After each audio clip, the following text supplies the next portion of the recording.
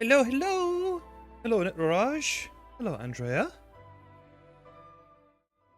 Great to see you both here. You're both doing well.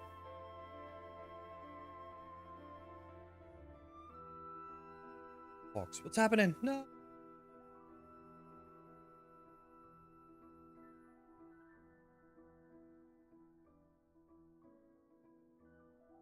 What's happening here?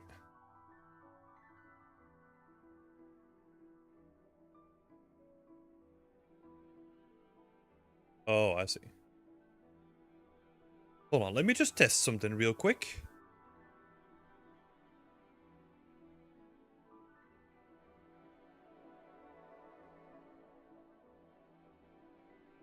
Cool. Okay, so that shows up. Cool. Nice. I've been working on the stream overlays a little bit in the past couple of days, so I just want to get that tested.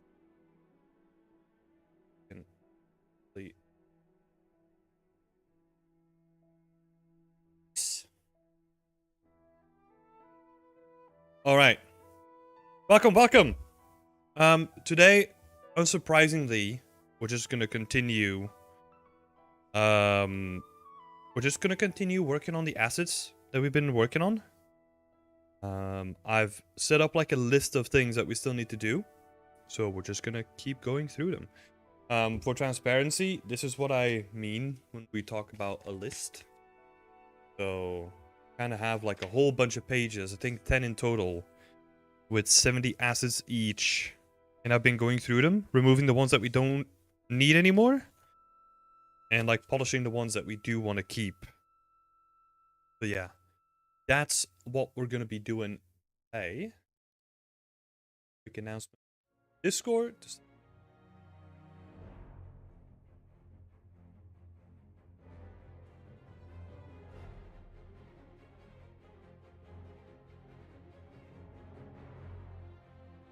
Yeah, in the meantime, how is everyone doing? How are you doing, Andrea? How are you doing, Network?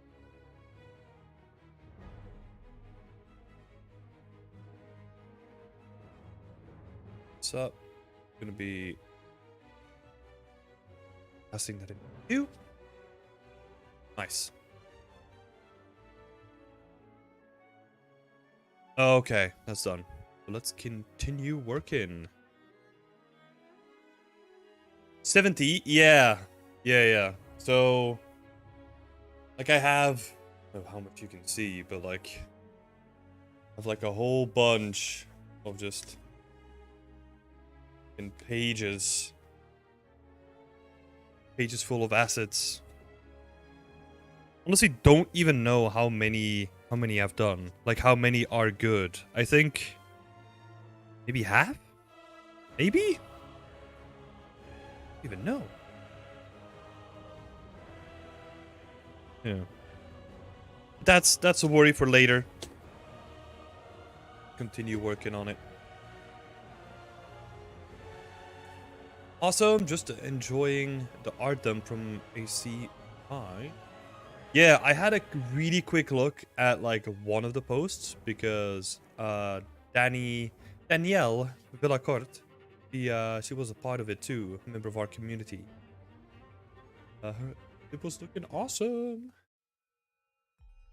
But I still need to have like a proper look through like what everything did, what everyone did. So yeah. I don't know. Maybe we could do that during the stream at some point. It'd also be interesting.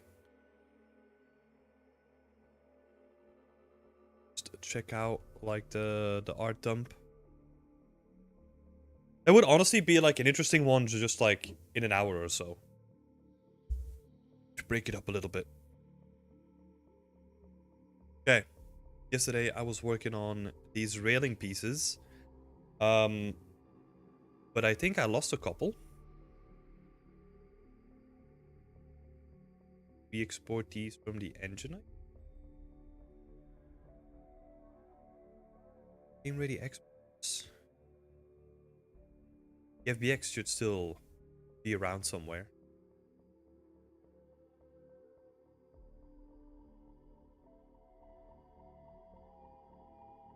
And Andrea is doing good. Glad to hear it. How am I doing? I'm doing good. Good too. I've been on the grind for a little bit, you know, like just trying to get as many assets done as I can. Let's see.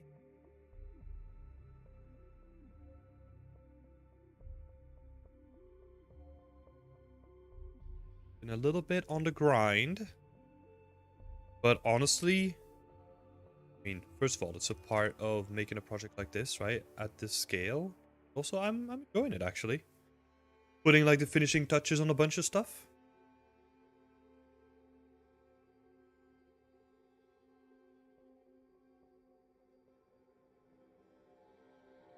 Could have just done this actually.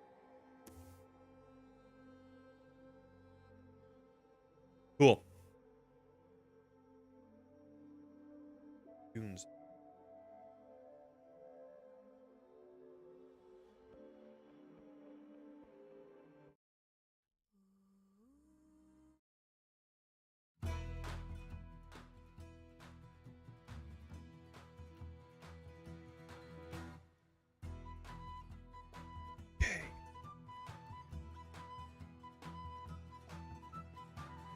Oh, actually, let me show one thing first. I've done another pass on the market stalls. I'm actually pretty happy with how they look. Got some opacity going now. I refined some of the edges. Added a bunch more decals and basically just cleaned up the whole thing. I'm really happy with how it's looking. And also, it creates this nice shadow. Feels so good. The blending like on the edges works really well as well. Even without any changes to the material, because there's still a difference between the roughness between the two materials. Don't need to fix that. Happy with how it's looking.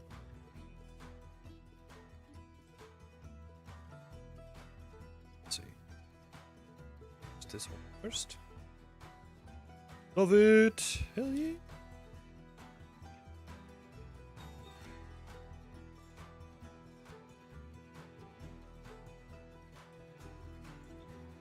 Yeah, it feels good.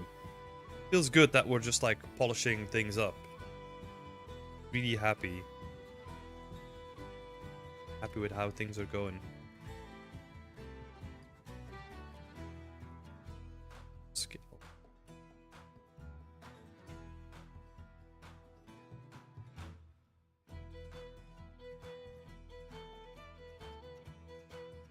Hi Tim, mark my attendance. We should I was thinking maybe we should have like an attendance bingo card, you know? That if like regular people show up and like most of them do, that something happens. I don't know what. Jesse Jenny, welcome to the stream. Where would the first parts of the series be, specifically part 1 and 2? They're in a playlist. I think if you scroll down to the description, you can see the whole playlist. I think I linked to it specifically. Let me double check that for you. Jesse Jenny, welcome to the stream. Oh, echo. Yeah, so there's like other playlist parts. Like it's in the description down below. Check those things out.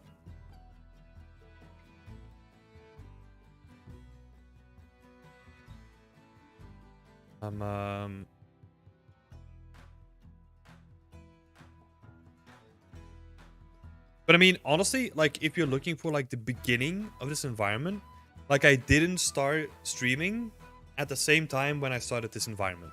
So don't expect to find anything there. Because it's been a while I've been doing this.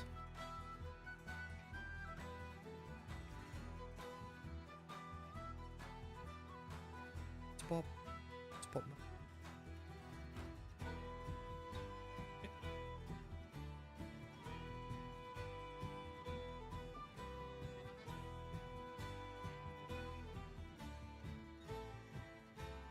Thank you. No worries.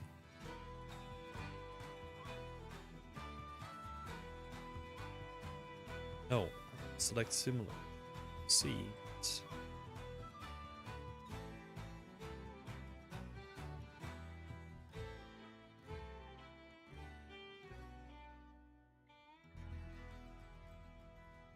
Level on this anymore?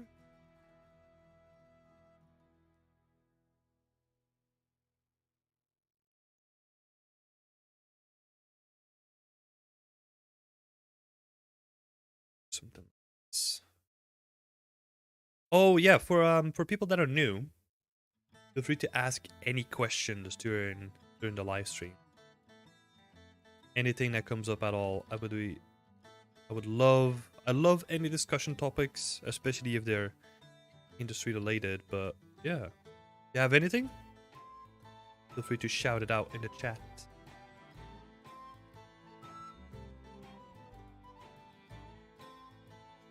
Hey Simon!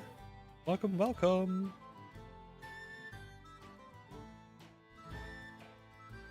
Wait, what? Oh, okay, there was a small delay. Hi Sarah! The setup changed. Yeah, I did some changes to the setup. I changed the camera a little bit. And I changed the overlay as well. So, a little bit of a fresh coat of paint, if you want to call it that. Also, now I don't have to be worried about like anything obscuring anything on my screen anymore, because that was freaking ridiculous.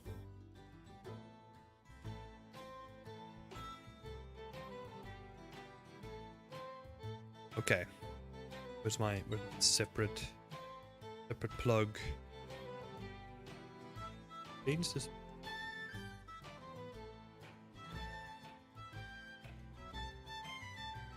Magnus! Nice to get some stream inspiration while working. Hell yeah, happy to help. Happy to provide a stream. Let's see. Fix all this. Set this to cows.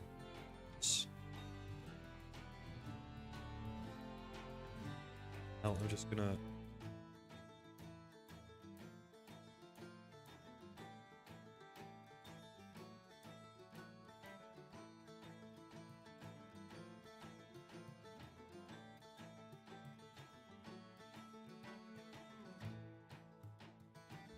Hello, Carla.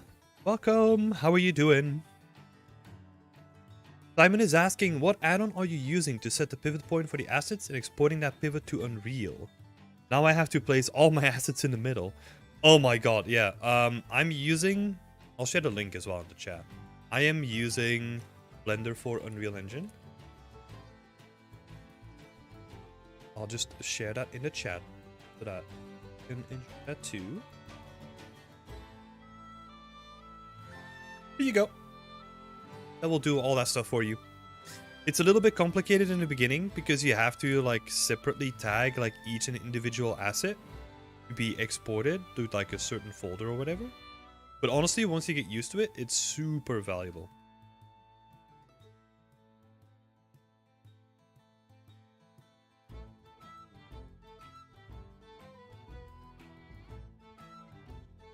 No worries, Simon. Happy to help.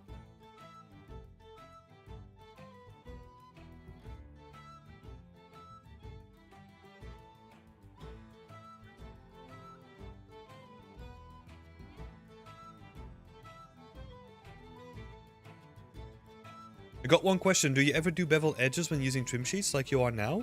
Looks like you got sharp edges on the ladders. So, the sharp edges that I'm getting now are because the UVs are not lined up correctly. Because I have bevels baked into my trim sheet. So if I were to line up everything correctly, honestly, it's a bit difficult to see, and I probably need to tweak it a little bit. Let's see, so you can see that like every strip on my trim sheet has like a bevel baked in.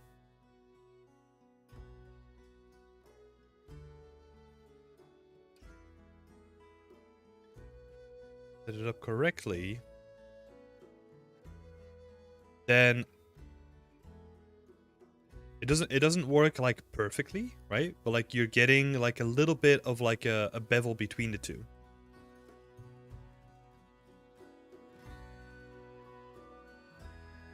It's kind of the same technique as the post that's been going around for The Last of Us. Like a trim pipeline that they have. Like this post from Matthew Johns is basically the same thing, where they built in their bevels into their trim sheet, so that whenever you line it up, this is a perfect example, right? If you line them up correctly onto the faces, they make like beveled corners by themselves. So that's the theory behind this. Right? I'm gonna share this post as well. I don't want to check it out. This is really valuable. You can see on the left is like the high poly, and on the right is the low poly with like the baked down edges.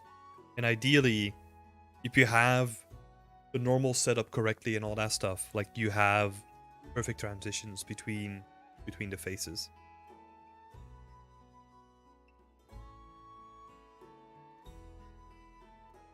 Have you ever gone over the high to low poly asset creation pipeline?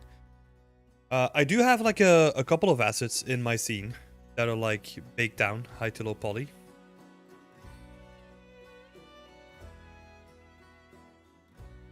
Like all of this stuff. It's like baked down high to low poly. All these like little tools. All baked down. But honestly, most of it in the scene is done with trim sheets. So I would say like 95% in the scene that I'm working on is all trim sheets. I don't think... trying to think. I don't think I went over the high to low poly pipeline inside of my streams. If you're interested in an explanation on how that all works though, I also have like a book that contains like 250 pages of like tips and tricks. You get that if you sign up for our community as well, or you can buy it separately on the website. But that contains like a whole bunch of tips on baking too.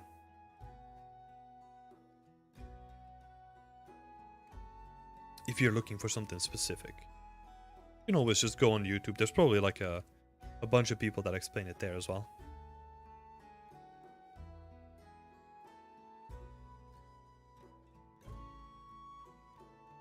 Thanks for the explanation, no worries. Thank you for the question as well.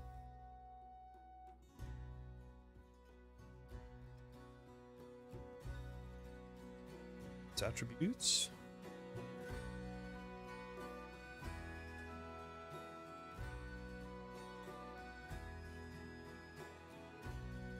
Break this up.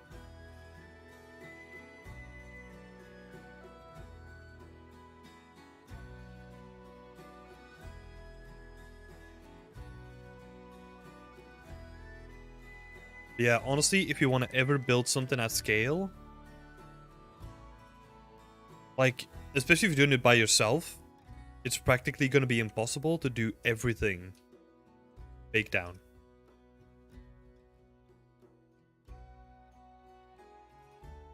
So please, please, please don't do that to yourself.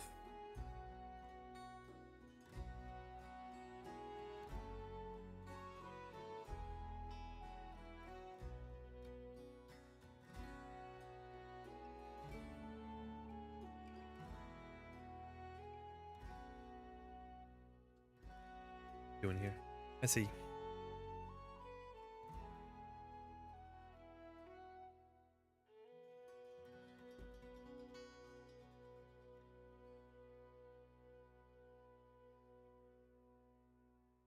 You show the base color of your texture. Interested to see how you're getting such a variety of color on your wooden meshes.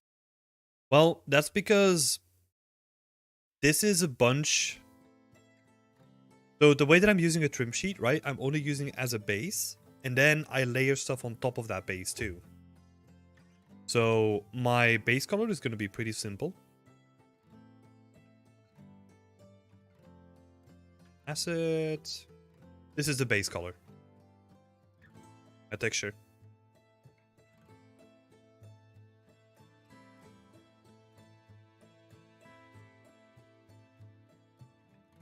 So you can see, it's like nothing too exciting, huh? It's pretty uniform. But the way that I'm getting additional information on top of it is because I'm adding like additional layered materials on top of it.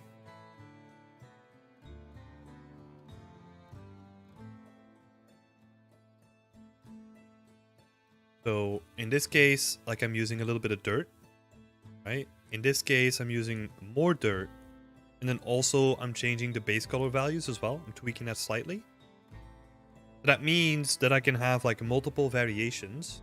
I'll show you what I mean. Let's see. Details panel. You can see that I'm working with like a couple of presets here, and I can just swap them out to get like different looks.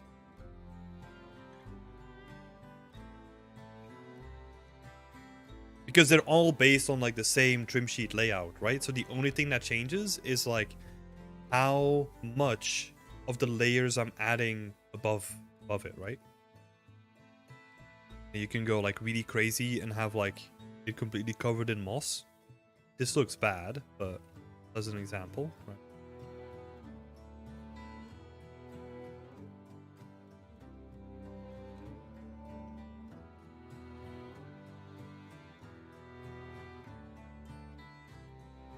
"99% of my work seems to be unique assets, where trim sheets seem more hassle than help. Is it due to bad planning on my end?" I don't think so. I mean, I don't know how much you plan your trim sheets, but trim sheets are always going to be more involved, right? Because you have to do more planning beforehand. Because what you're basically doing, like a very, very simple explanation, right? Whenever you're planning trim sheets, you're basically looking for like coming up with the biggest scale that you want to build, and then the smallest scale, and then trying to build pieces that accommodate for both those scales and like everything in between. So you can kind of see the way that I did that.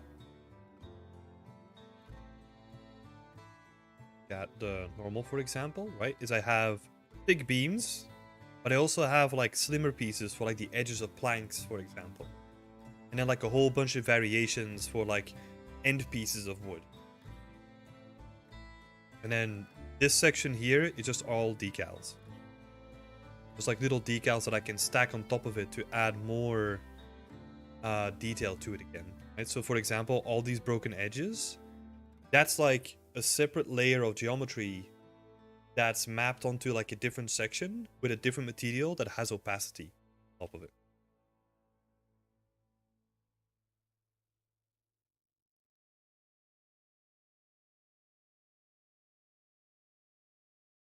It's really cool. So you are using one master material that has a lot of ways to instance them.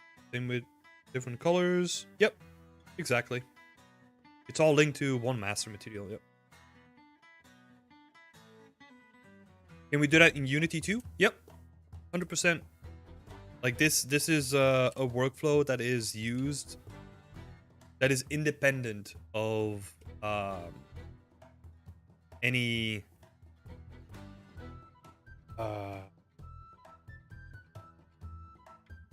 program or like any game engine. That was the word that I was looking for.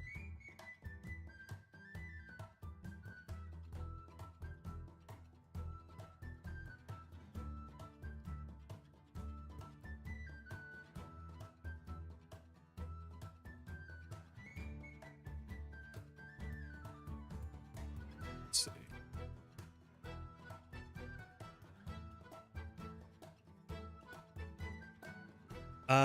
Oh yeah, but sorry Magnus, you were asking for a way to practice trim sheets, right?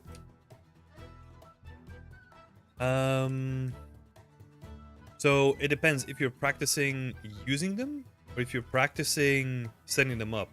Like with a trim sheet, you have to keep it like super simple in the beginning and try to test it early. I'm gonna share.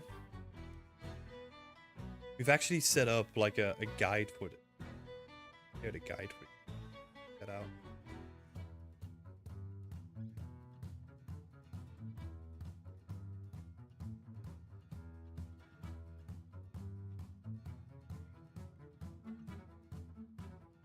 So here's the guide. The link that I just shared is like a guide on trim sheets that we set up. It kind of takes you from like how to plan a trim sheet to like how to set it up, how to work with a trim sheet, all that kind of stuff. And then also some additional tips and tricks and variations on it too. In addition to that, we also have a couple of workshops here as well. Like I mean on our YouTube channel, we have I think 2 of them specifically talking about trim sheets as well. If you want to explore it further, then that would be very useful.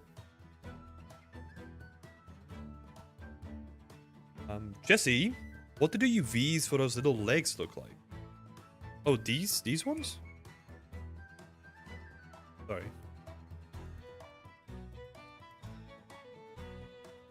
Like the UVs for this? That's what they look like. Ideally, it would honestly be something like this. Shit. Let me go.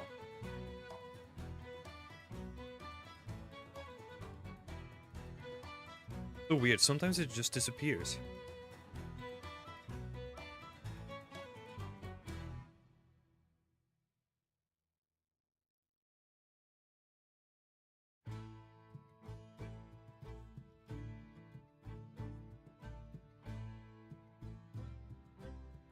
Last operate. Go. This is so. Wow, why is it fucked up? Okay, there we go.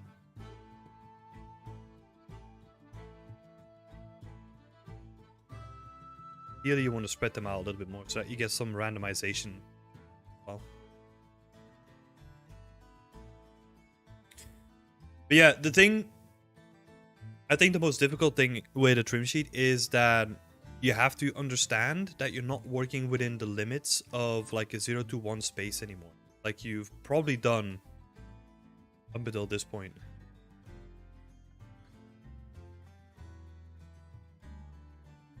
The pegs for the side pegs? I mean the ones that go on the side of the ladder. Oh, these things. Like the little pegs on top of it.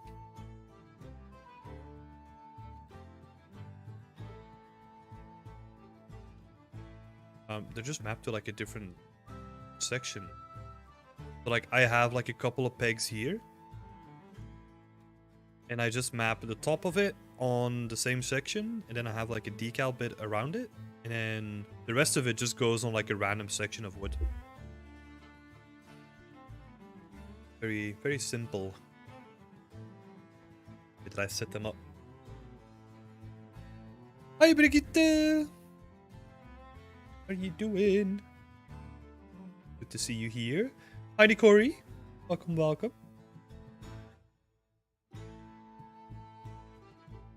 Hi the apples.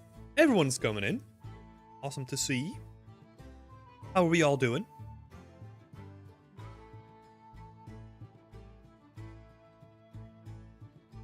Let's see.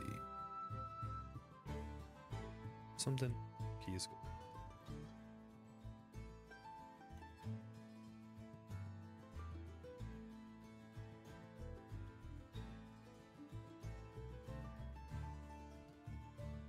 Going on.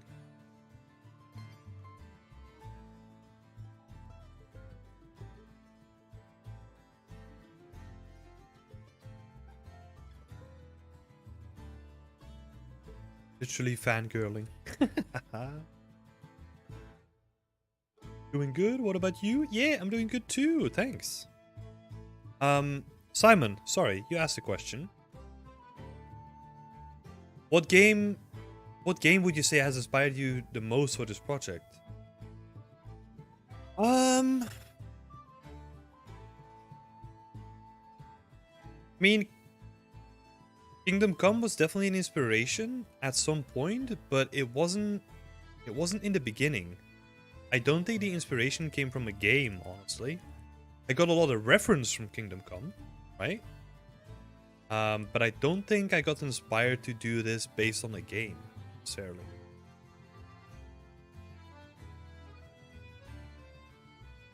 I think... I don't know. Like my original inspiration, right? Like how we started this project was basically, hey, I just want to do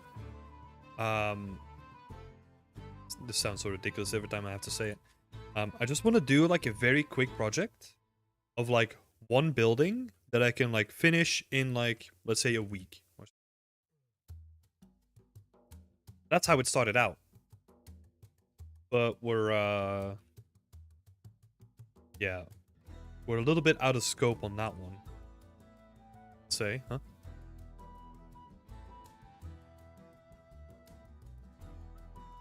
Are you using nanite or regular workflow? Just the regular workflow. No nanite stuff.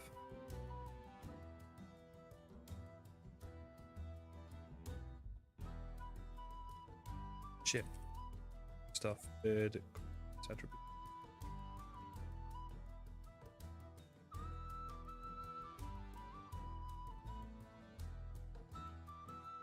Let's move. Let me get like a little bit of variation in there. The small ones.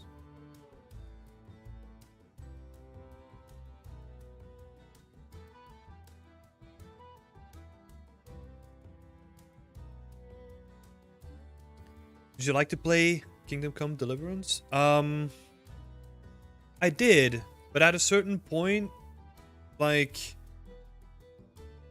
just stopped playing because it was kind of cumbersome to keep playing the game.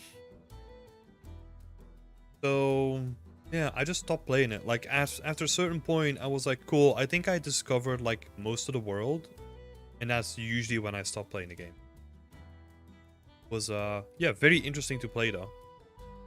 I didn't finish it at all.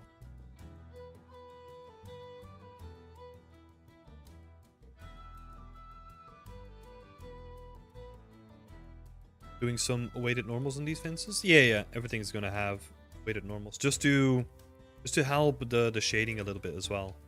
It seems that really works with really helps with the shading of it.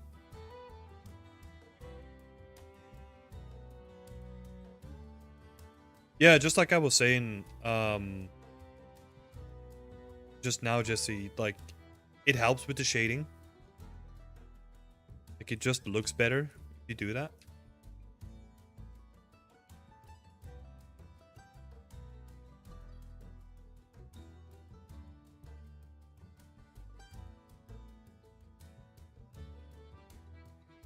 So you can see that if you don't do it, like we're getting some weird shading here, right? So what I do to kind of fix that is just mark it as sharp, and we have like a clean cut.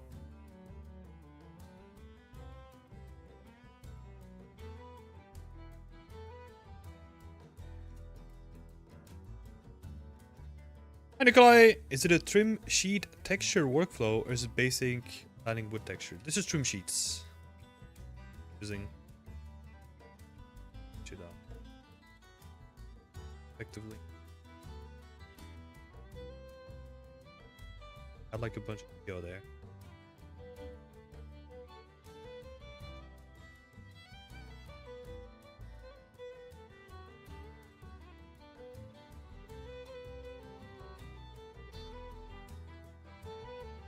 I think I subdivided this.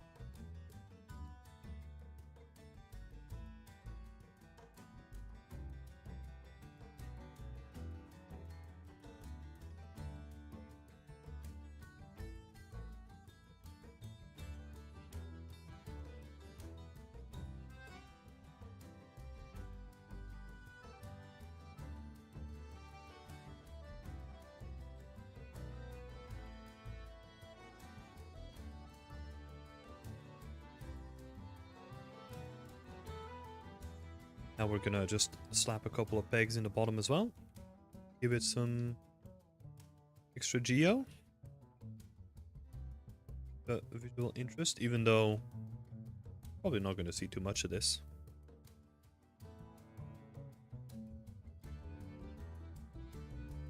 To have some detail in there.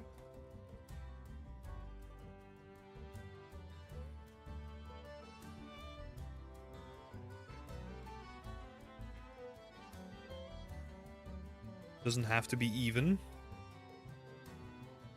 Not being careful with this. We're gonna do is we're gonna randomize it a little bit as well.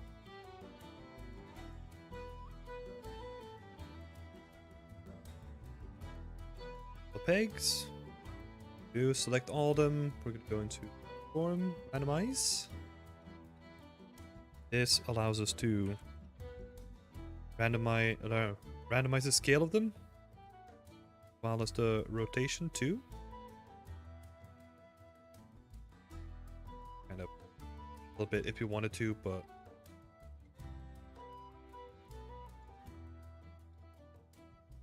thanks for the answer. Also, you have a gorgeous performance.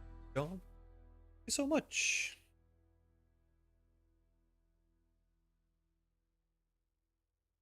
Got to do. UVs. This one is correct.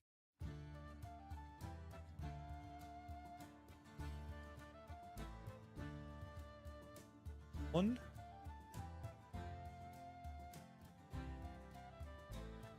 Set it. Good.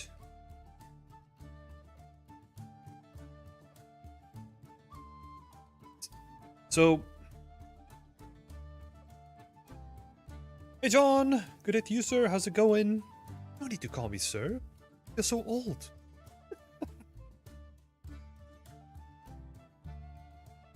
But yeah, I'm doing good. Asking. How are you?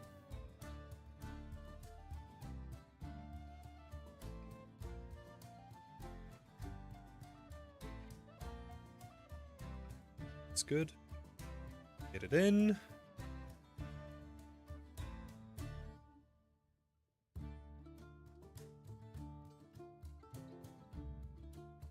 This guy.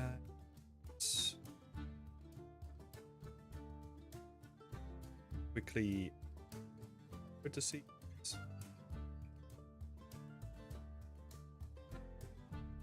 Oh, this is one thing that I need to do. I need to check that we have geo that's not obfuscated. Because whenever something is black, it means that we're not getting any information on it. So, I have to add some support loops to ensure that we have space for text call.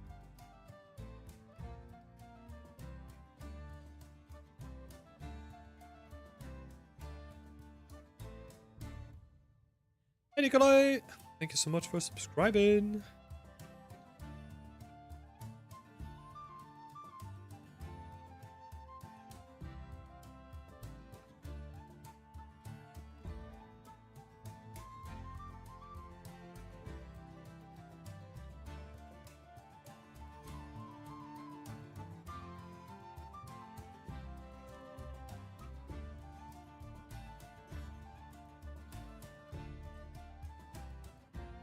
Oh, I can see.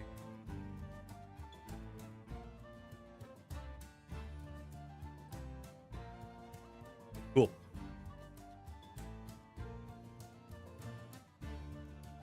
No need to monetize the stream. Question, Andrea. When applying for jobs, what do companies usually look for except technicality and software skills? I would say that honestly, having a good personality and being a good team fit is way more important than the stuff that you just mentioned, right? Obviously, you need to know what you're doing, but I feel like if we compare people, right? If you have a person who knows what they're doing, is like really good at it too, but is kind of an asshole, that has the potential to destroy like entire teams, where someone who is like a little bit less skilled, but is just like genuinely like a nice person and is good within a team and is proactive, then yeah, teams and companies are gonna hire for those people. Hopefully. There are exceptions to that rule though. I think some companies get it wrong. People also change over time, so it's not always like 100% win rate, you know. But yeah, I think if you're nice about things, if you're honest, like all those kind of things, and if you really learn, are proactive, yeah, those kind of things, right? It's not all about like the hard skills, but it's also about the soft skills as well.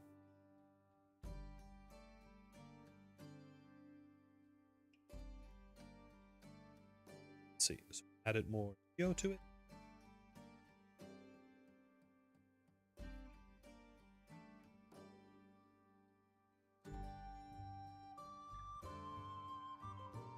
Able to see, getting some black, but we're getting gradients, so that's good.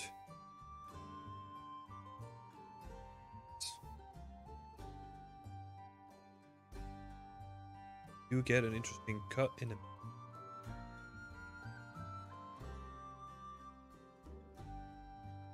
Oh, I screw up the UVs. Oh yeah, the UVs are screwed up.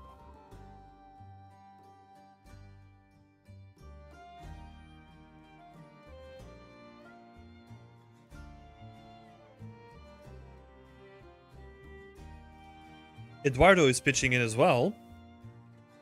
Eduardo, the company I worked for in the beginning of the year hired a seasoned AAA lead 3D artist. Okay.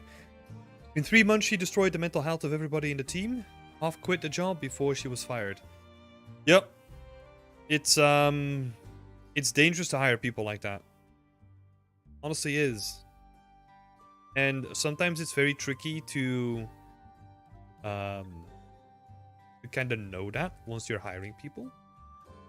But yeah, the company needs to act quick. Right? But it's a difficult position for the company to be in. Yeah, it's good that they fired her eventually. You know?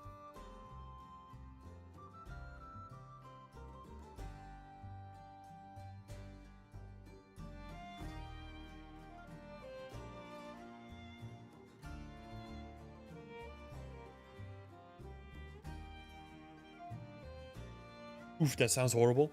Yeah, yeah. I've heard that happen a couple times as well.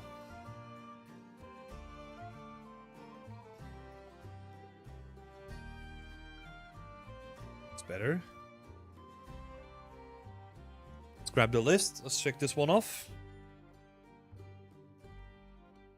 Where are we at? Railings.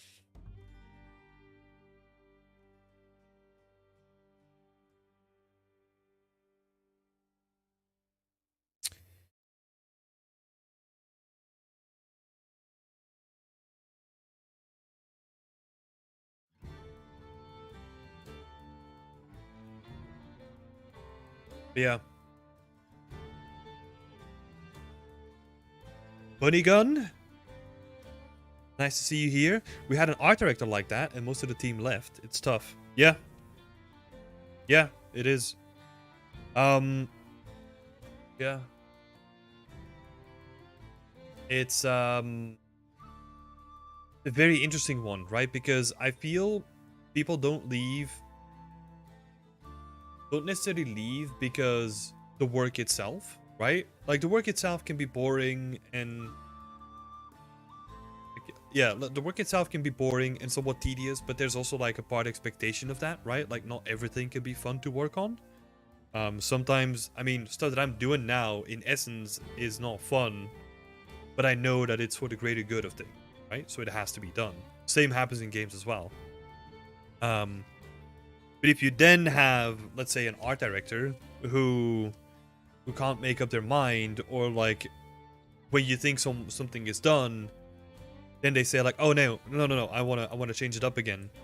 That is what really frustrates people. As just an example. Failing. This is 2 meters 01? No, 4 meters. Yeah. And it can happen on so many levels, right? So many levels, so many disciplines, like balance in a team is something that you shouldn't take for granted, I feel. Just having nice people to work with is always freaking awesome. And that's honestly, like, that's also what kept me, I kept saying this to our community members as well, like in our voice room, is that the reason why I stayed so long at Ubisoft was because the people were just freaking awesome. I loved working with the team that I was working with, genuinely. That's why I stayed for longer.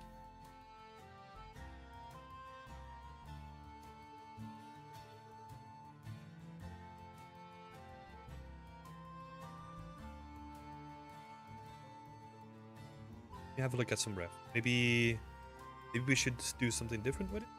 Sure. Maybe we have it just like fully fake, like fully closed in.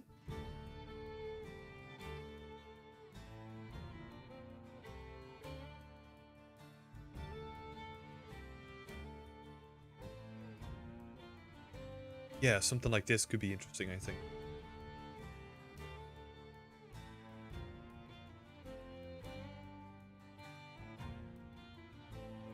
Yeah, so that we have like one open version and one closed version, and then if we want to make like a new version afterwards, we can still do it. But then I feel like we have 4 components. So duplicate this, guys. Back up of this. And I'm gonna be cheeky, and I'm gonna think where I can steal.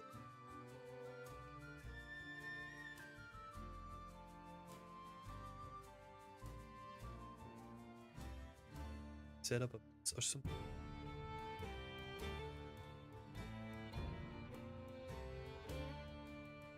Just gonna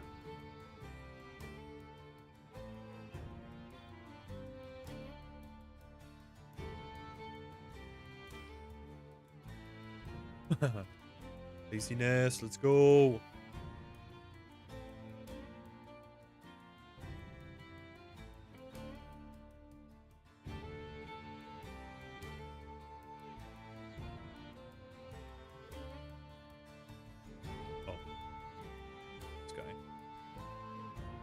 This kind of begs a question: how would an interview pick up when someone is being genuine or being disingenuous? A lot of it has to do with people's skills. Sometimes you can really feel when someone is being dishonest, or they don't know what they're talking about, or whatever, right? Like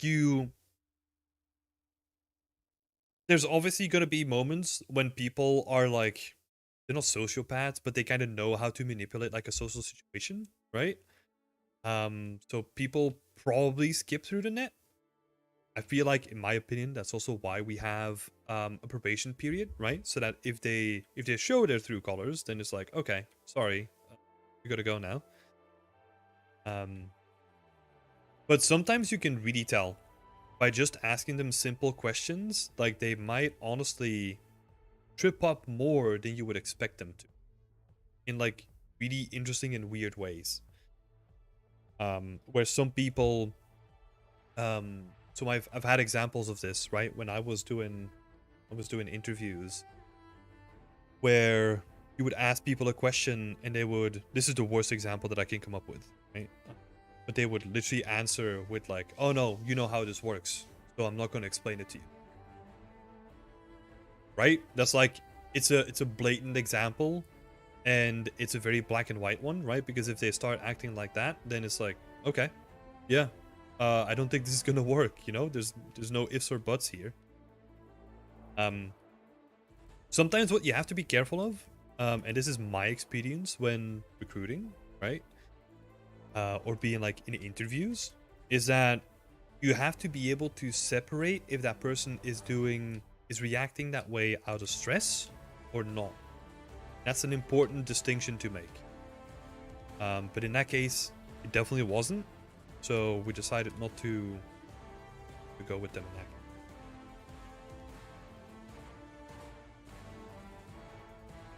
And also, most companies, they have a policy in place where it's not just like one person doing the interview, right? They oftentimes have multiple people doing the interview so that they can have like a broader sample size, right? And get like different opinions from different people.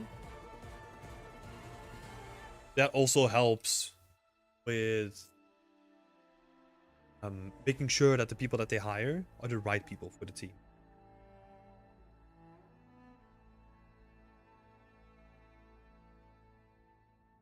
Yeah, yeah. Some weird stories out there, like the one that Bunny Gun was saying, right? Like that they had an art director like that, and the part of like half of the team left because of it. Yeah, I've heard that a ton of times. Kind of crazy how much it happens.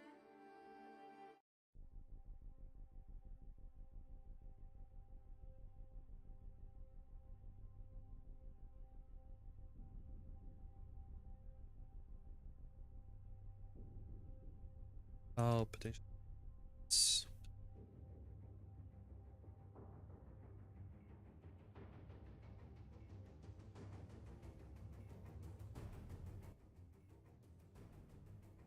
I mean, honestly, and like as a tip for people that are looking for a job, right?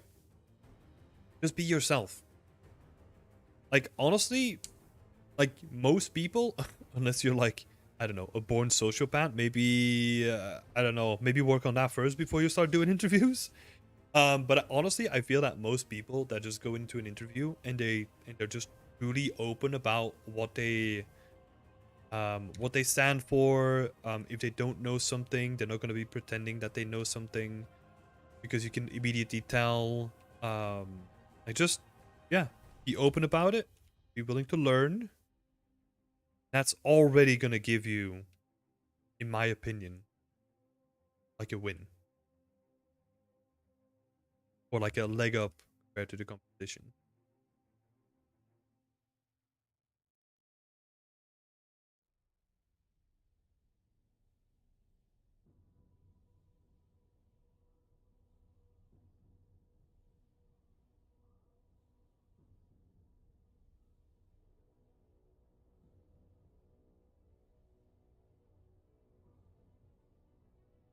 Stuff. Is that?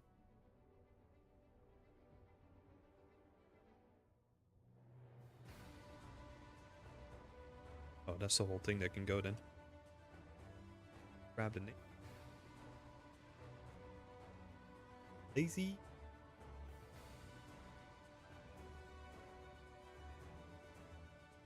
But yeah, thank you so much for the question, Andrea. I mean, it's a good one, right? And it's something I think I'll be open. In my experience, I'm pretty lucky that we didn't have, or that I haven't personally encountered people like that far too often, right? Most of the people that I talk to, like, were really genuinely like nice people.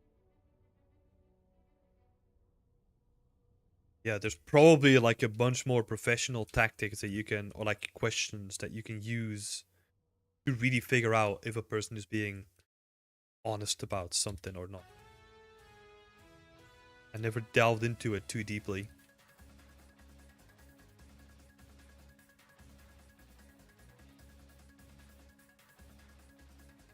Props based on grid size? Yeah, yeah, they're supposed to be modular and snappable. So be on a grid. See if it works actually.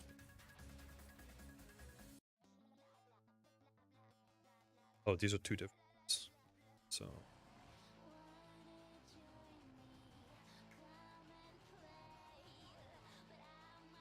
so with this you can kind of build like any kind of setup that you want. So it's 1, 2, and 4 meter pieces.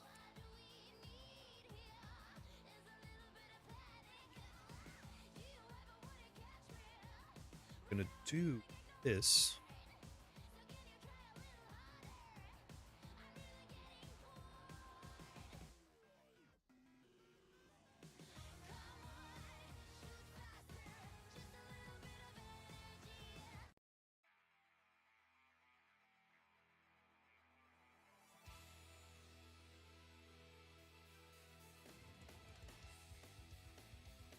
Gives me back memories. Yeah, there's a bunch of. I'm trying to find like a good songs. I think we'll just go for something. Let's do this instead. Brings back memories. I've never played any of the League of Legends games, so I do love what Riot is doing with their games though. I feel like Riot is like the new incarnation of what Blizzard was back in the day.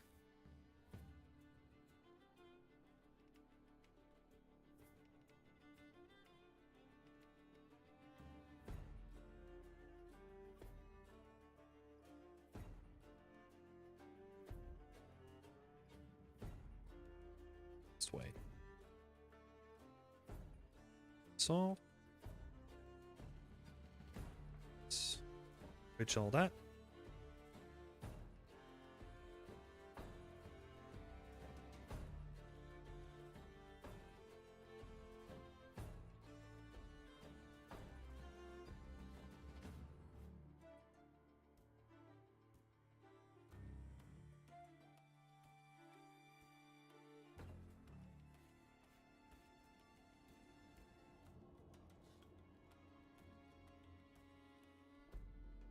I agree. Follow Riot stuff on social media. Yeah. I'm an Overwatch stan now. Yeah. I don't really play any of the bigger games anymore. It's been a while. I played Overwatch 1 on like release for a while. Pretty fun. Some friends. I think it was with colleagues. Kinda helped play people, I think. Entirely.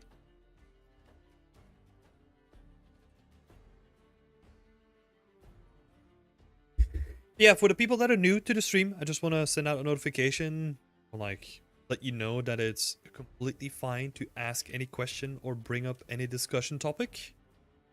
I would be more than happy to discuss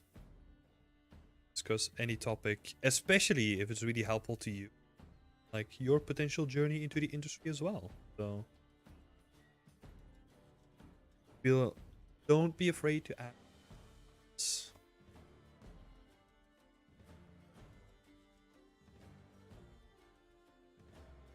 We have like this split, and then I think what we're gonna do is we're gonna kind of bash like a whole bunch of pegs in here, make it look good. Oh, it's a UV issue again.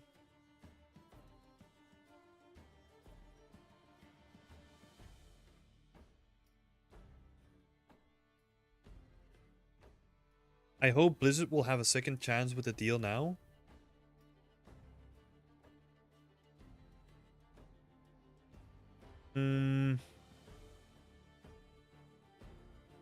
I honestly don't think so. I think what needs to change is like the very aggressive monetization strategies that they're like enforcing in their games. Because the design of the games and the fun of the game seems to be suffering because of them. So honestly, I'm not holding my hope out. Like, yeah. I mean, a company is just a company in the end, right? It kind of sucks for the developers, right? Because I know that like the developers on the ground usually want to do better for the game, right? But honestly, well, obviously, like most of the times, monetization and all that stuff gets in the way of that, right? So yeah, I don't know. We'll have to see. I mean, they're not doing bad, right? If you just look at the money, like they're still making like a shit ton of money anyway. Just, yeah. I enjoyed Diablo 4 for a little bit. That's about it, you know? Expecting way more from a Blizzard game. How did you make this awesome wood texture? ZBrush, Designer, Alchemy? No, Blender. I sculpted it in Blender. And then textured it in Substance Painter. So yeah, I've drastically scaled down. All of these are broken. I've drastically scaled down the amount of programs that I use. So I try to do as much as I can in Blender. So it's honestly, my main programs now are Blender, Substance Painter, Substance Designer, and Unreal. And that's it. Yeah, that's it. Most part.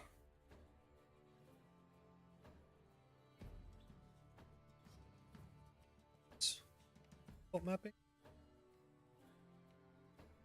That is though, that stacks everything on the same thing.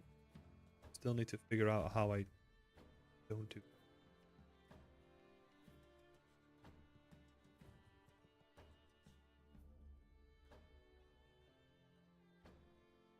But like Diablo 4 story was so underwhelming, no build up like Diablo 2. Super surprised when Daryl just popped out up outside of the building.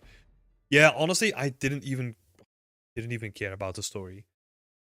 I generally don't play Diablo for the story, right? I play it because they're good action RPG games, and like I'm really interested in like the loot mechanics and like grinding for better loot. But that wasn't even in the game because yeah, you kind of have your best loot at 60, but then they expect you to keep grinding until 100. Eh, not my thing. Just gonna keep me grinding for grinding's sake, then yeah, do that, you know? Let's maybe see if we. Oh. Eduardo is saying, in my current job, I'm working mostly with set dressing and lighting. Do you think that has any value in the portfolio? Yes. I think, well, it definitely has, right? Set dressing is most what I did on Far Cry 6. And lighting is definitely going to be valuable as well. It just depends on what you want to do, right? Um, let's say if you like working on props and you like making like highly detailed props, those two things are going to be a little bit less relevant to you, to your portfolio. However, I think the best value that production adds is just that, is the production value, right? Showcasing that you did a production from start to finish has like tremendous value just by itself, no matter what you did on that production.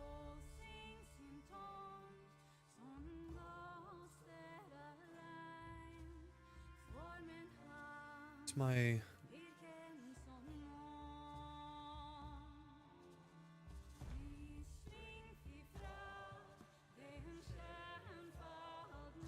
yeah, no worries. Help. Yeah, I think it's an interesting one. Like if you just look at the applications, right? What they usually ask for is at least X amount of titles shipped or X amount of years of experience or whatever, right? So once you're in the industry, no matter what you do on a project, like you're gonna be building up to that rather than the individual skills that maybe you want to focus on more.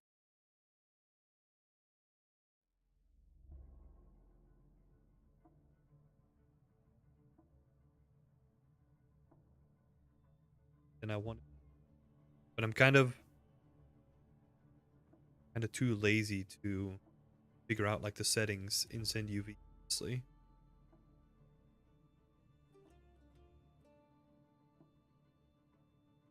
It's up again.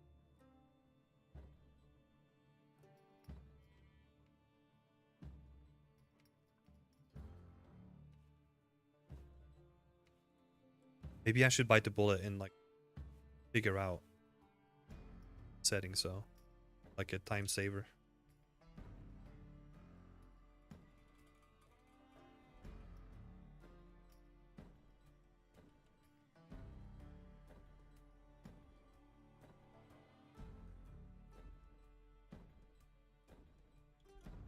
Guessing you use a lot of alphas for sculpting. I think I used one or two. Pretty basic ones, and then the rest of it I kind of just touched up with some manual stuff on top of it. It was yeah, very little. I think I used like a couple, let's see, a couple of alphas for like the knots, right? And then for like the generic grain, I used some alphas as well. And then just like lots of manual tweaks on top of it.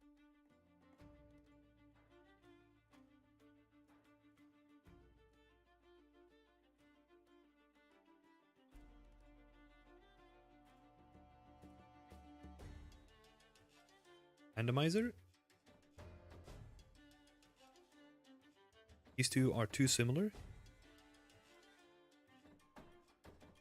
It's up like one section.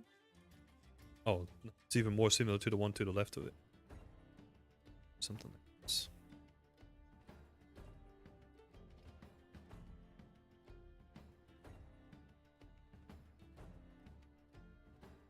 Naming convention is still correct. Place this guy. 4 meter wall.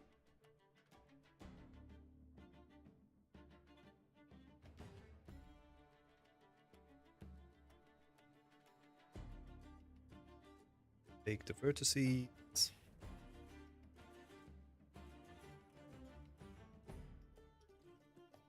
I think we can do like a lot of improvements to the material itself. It's gonna be fun.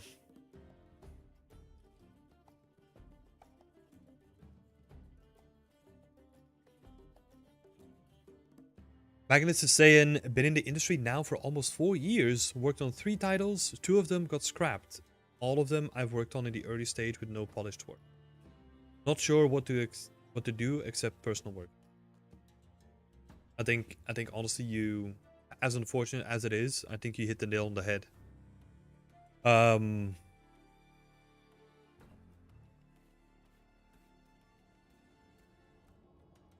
So I feel like it's hard to fix job descriptions of X game shipped and quality over quantity.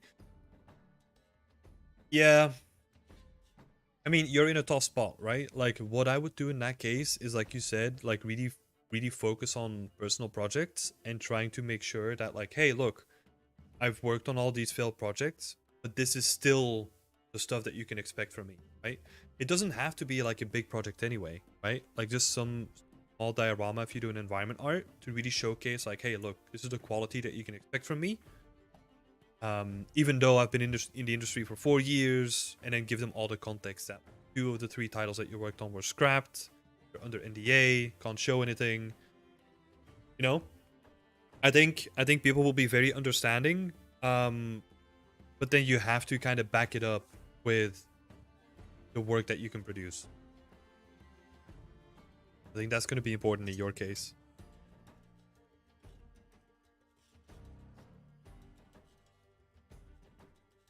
I'll say my personal opinion on this is that I've always put way more focus on personal work compared to professional work.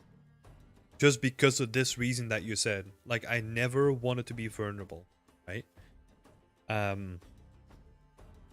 So I would always have like personal work in the back pocket for when I would need it.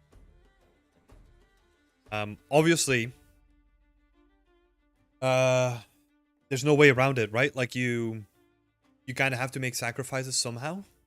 That also meant that I don't really have any hobbies outside of making game art, right? I do play some games like on a regular basis, like every day. But it means that like a lot of my time is just shifted towards like doing personal work after work. Which honestly, for a lot of people, especially in positions like that, is probably not what you want to be doing, right? Because you're so demotivated by working on something that just got scrapped. Like it's not going to be your go-to to then be like, yeah, this sucks, but I'm going to work on my own stuff, right? I mean, I kind of work like that to a certain degree, but I can understand that a lot of people don't work like that, and they kind of expect it like once you get into the industry that you're like, cool, now I'm building up this experience, and I've worked on producing like a game ready portfolio to get into the industry for 4 years, and now I have to keep doing it to just keep up with the industry. Like, what the hell?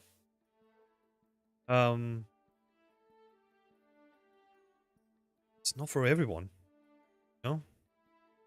It always sucks to say that, but I can definitely, I mean, I know people, right, that were like, hey, look, I don't think game dev is for me anymore. and they're like way happier in what they do now. Also, not to scare anyone away, right? Not to scare anyone away either. Even though it always comes across like that. But yeah. I feel, in a weird way, I feel that you have to make sacrifices. Want to be in this industry. As much as I agree or disagree with them, right? I think that's just like the reality of it.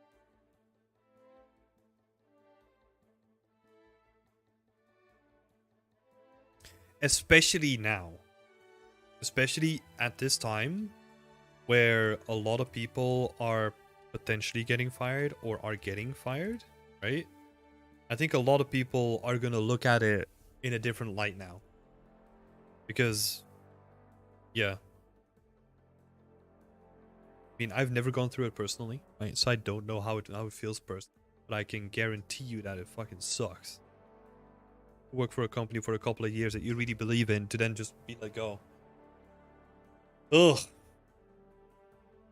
Sorry, Jay. Sorry, Damian. You're coming at a at a downer moment. I mean, to be fair, like I don't think it's a downer moment, right? I think the industry is going through like a weird spot right now, and I think honestly for a lot of people it's gonna be a moment of reflection.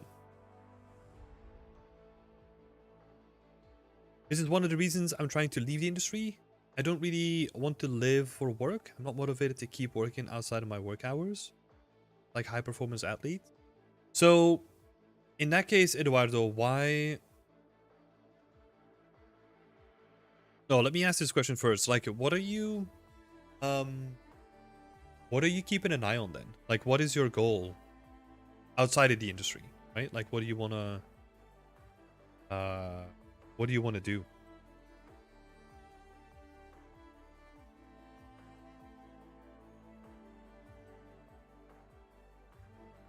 Just being or trying to be in an industry like this is a unique and interesting experience. Yeah, I 100% agree so too. I'm still in love with games, right? Like, in the industry of it.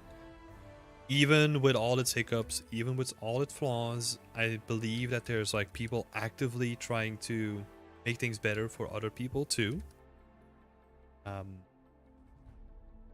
So yeah. Even though I'm technically game industry adjacent, right? So I'm not really doing like game dev myself. I'm more just doing this stuff for my own now. A little bit different.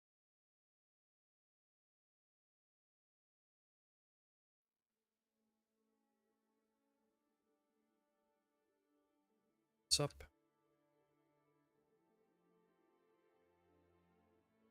To be able to create something in 3D is not something that anyone can. Yeah. Yeah. For now. I don't want to make this all doom and gloom, but hey. I think tools are definitely changing, right? So, I mean, look, even I don't want to go on the AI route, right? But even if you just look at like the evolution of the tool sets that we are using, right? It's very interesting to see because they're becoming more and more what is it? Like easier to use, right? So that means that there's going to be more and more people that are going to be doing their own thing with those tool sets, right? Yeah. Which is like really exciting, right? Because the more people that we have in the industry, like the more creative juice that we have to share with other people. So I think that's a good thing. Yeah. Yeah, even then, I do think I agree that creativity is a big part of it, right? Like, I think it's the ability to just see something in front of you and then being able to say like, hey, I want to freaking create that. Right? Like, the creativity part is like super important to me.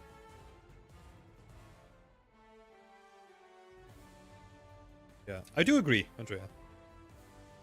Sometimes I try too hard to play devil's advocate. Yeah.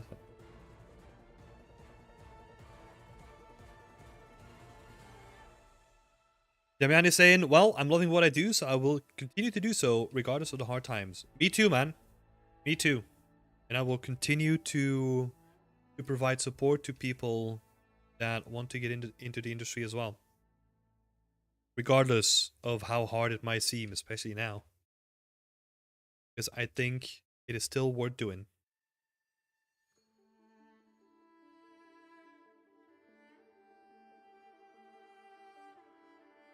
It's a bit less of this.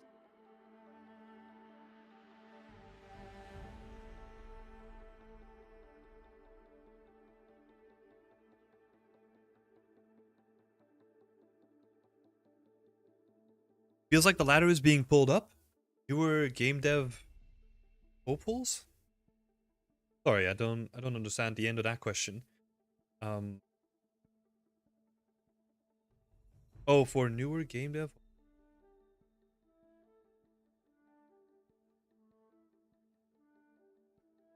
Sorry, Cesar. That sentence ends a little bit weirdly. Eduardo is waiting for a government job that I applied to. Keeping game art as a job. Yeah, I mean that's totally fine, right? I like I said before, even though I don't generally like to say it, I don't think game art is for everyone. At some point, if you're like, hey, I don't know about this. Like, don't ever feel bad to try something else. Don't just stick to the same routine because other people are saying that you should do so. Or because it is something that you have done before and you don't really know anything else at this point.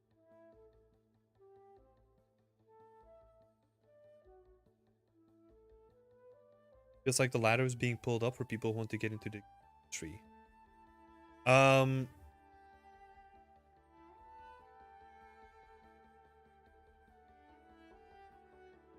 mean, yeah, but that's always the case. I think. So, let me paint you a picture, right? So that was always happening. So like the bar was always raising, right? But the industry was kind of keeping up with the bar in terms of like the amount of positions that were open, somewhat, right? I feel like it wasn't equal. I think that the curve was actually going a little bit steeper. Let me actually do like a little drawing here.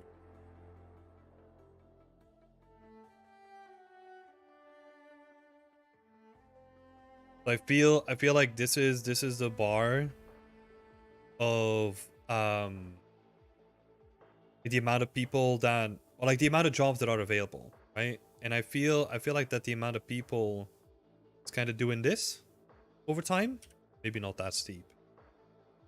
That this is happening, but what is happening now actually is this is happening at the current stage that we are in, right? Maybe that's like an over dramatized view of it, but this hasn't stopped yet, right? But like all major companies, or like at least a majority of them, are going through like layoffs or hiring freezes and all that kind of stuff, right? So there's like a disconnect between the two at this point. However, this is not gonna last either, right? We're gonna be going through like a really weird phase where companies are looking at the way that they approach things, and they're reevaluating what they did. And we'll see. We'll see whenever we get back to quote unquote normal.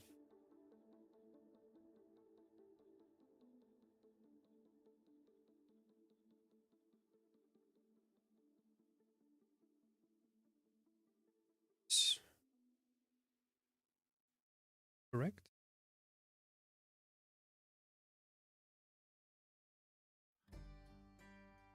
It's also not correct.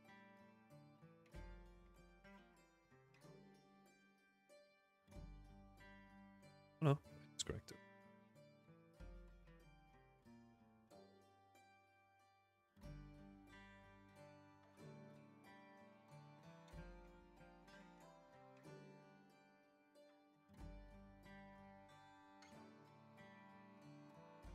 Do-do-do. Yona, long time no see. Hi, it's good to see you back. Hi, Beta. Good to see you back as well. Glad to have you both here. How are you both doing? I'm doing great, Beta. Thank you so much for asking, by the way. Andrea is saying you definitely need to put in blood, sweat, and tears into this to see growth and results. It never stops, and not many people can handle it, I suppose. Does this make us insane or just passionate? I can. Oh my god. The end of that sentence was like a mad scientist, you know? But it's just like, are we insane or just passionate? Just like trying to convince ourselves that we're still doing the good thing.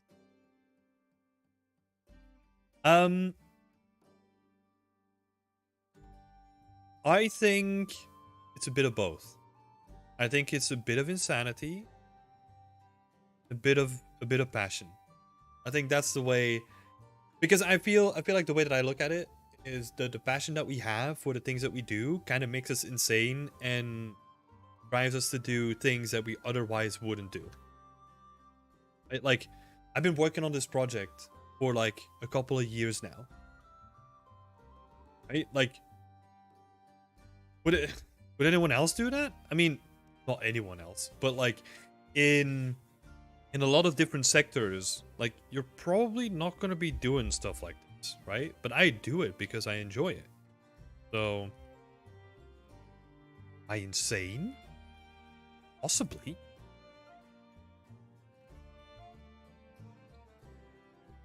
Sanity of game artists revealed. Insanely passionate? Yeah, that's a good way of looking at it. I like that.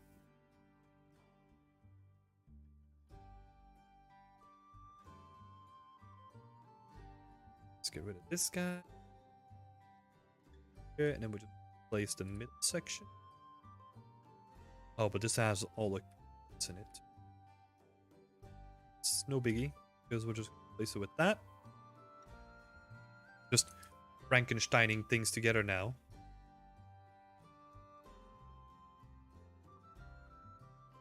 What's that? Like a cut in there.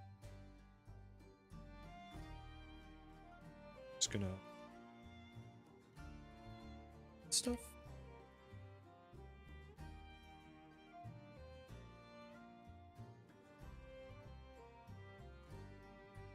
Stuff.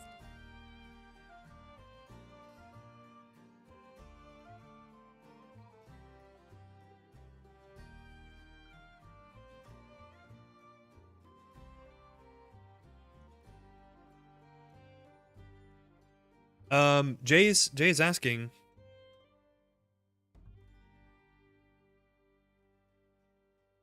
what was the cause of all the financial cuts, seeing that it's happening industry wide? I think it's not only industry wide, I think it's just all industries. I think it's a little bit more exacerbated in games because the assumption is that a lot of companies started to overhire during COVID because the games industry was booming, right? Like the influx of numbers and people playing games during COVID was freaking enormous, right? So what companies did is they tried to make use of it. And the assumption there is that a lot of them overhired to compensate for that. And now we're kind of seeing the backlash of it, because like the amount of people that they hired was going to be unsustainable. So yeah, that's what a lot of people are saying about like the current cuts.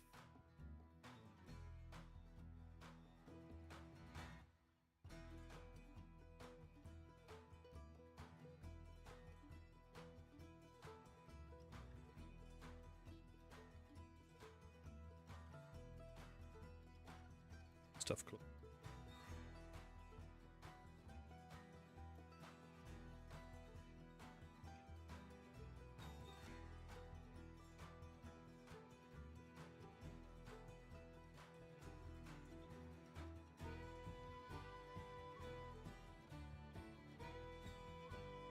And I think, yeah, that's where the majority comes in, at least to me, like from all the stuff that I've read.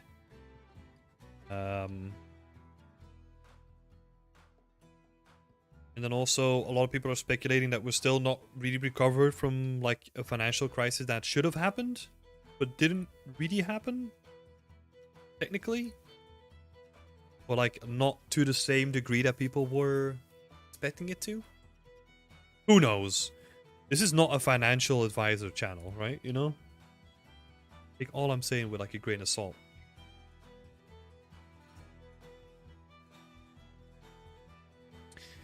Still sucks for all the people that get hit by all this stuff, though.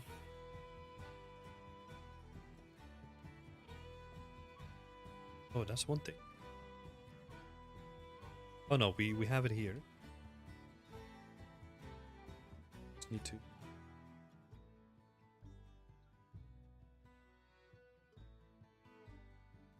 Stuff. Oh, that has cuts in it as well. No biggie.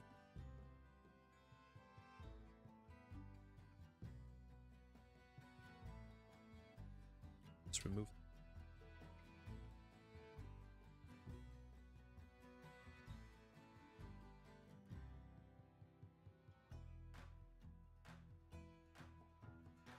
Yeah, I think just in general, like doing stuff like after work is definitely like a very standard part. Especially, so here's another thing, right? Like if you have a stable company, if you have a stable employer, I don't think you necessarily have to do a lot of work on the side, right? If the company keeps pushing out like interesting products, because then the projects kind of speak for themselves and you're kind of sticking around to the same company, right? But it's more just like the case of what if, right? If you're not at like a really stable company and if you get let go, then yeah, what do you do then, right? Or if you just want to move companies, right? Because another thing is the best way to get what is it, to get a pay increase is also by moving companies, right? So yeah, it's kind of weird that don't really have the choice once you start really looking into the systems and the machinations of the industry itself. And also, I mean, I brought up stable employer. What does that mean in games? Yeah, stuff to think about there.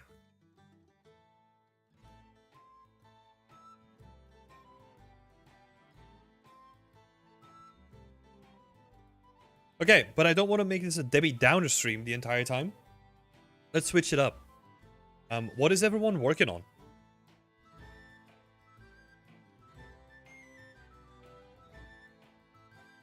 Thanks for the info. I heard stuff about Epic, but didn't know the full extent of it. Yeah, it's definitely industry wide. Definitely. But yeah, I'm curious to know what everyone is working on.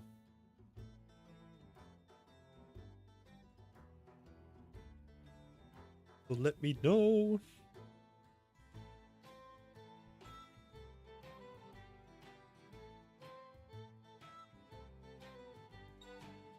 New airplane for the game? Hell yeah. Oh yeah, you said that yesterday. Gonna be awesome.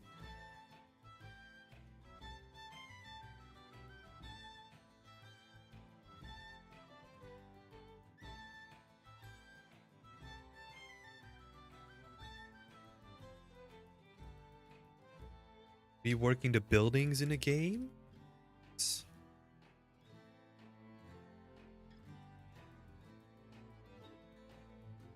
What is the game that you're working on again, Damian? Well, if it's not under NDA or something.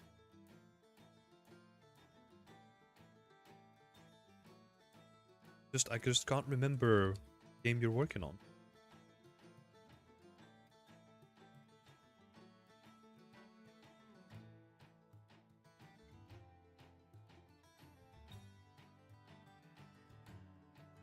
this shit.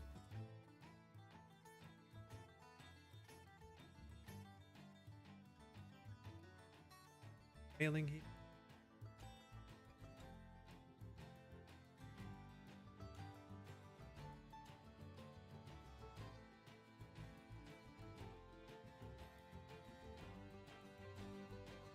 Open world survival. Nice. Open world survival? It's not Arc 2 by any chance, huh? I think I was watching some gameplay from like the latest stuff that Xbox was showing off.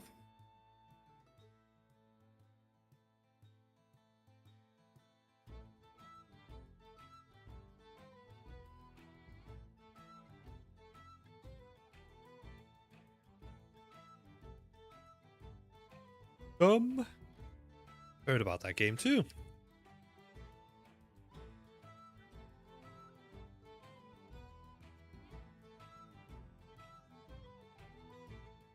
Maybe it is honestly through you, Damian. I'm just bad with memorizing these things.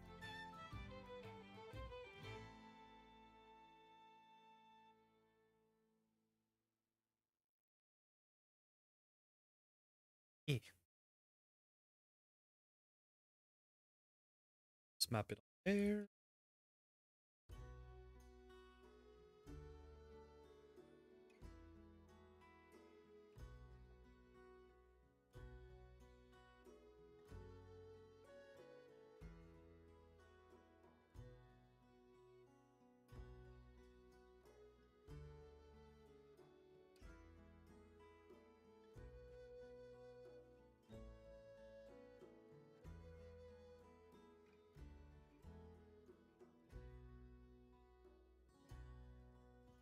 Think.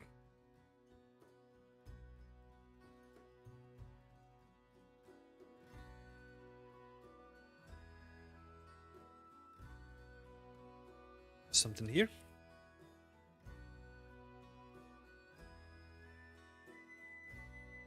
Again.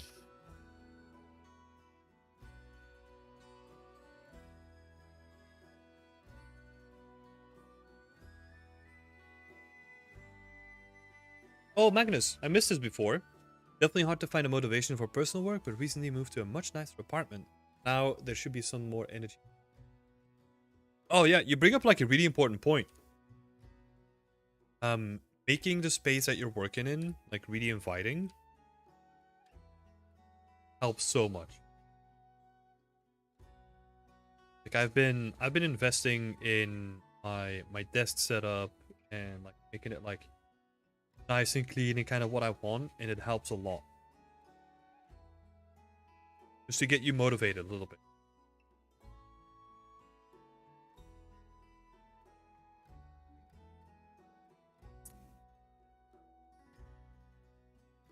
It's 2 in.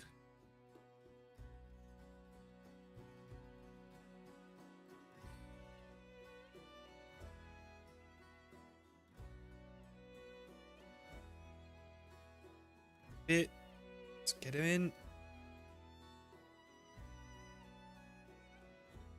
No. See.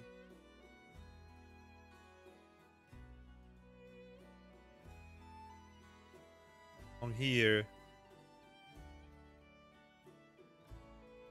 Ah, disgusting.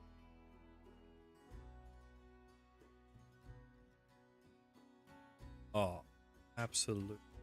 I'm gonna remove them.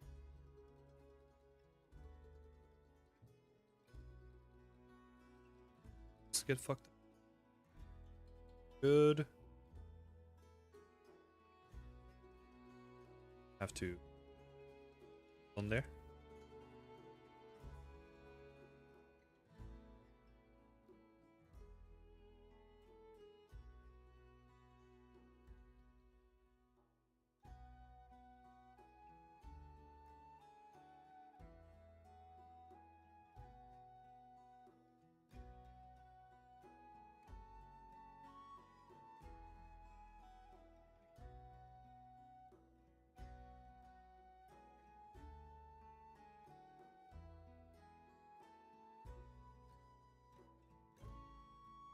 Fixed.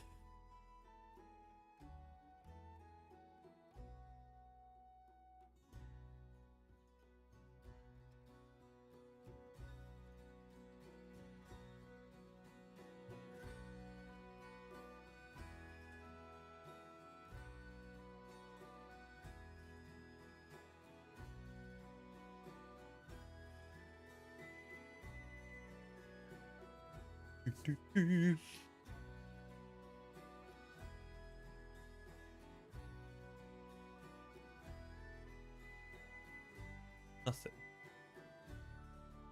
Still confusing. There's like it's like there's a floating decal.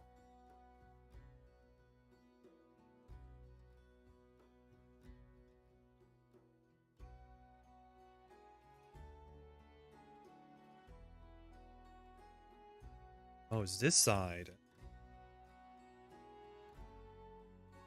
Is that this one instead?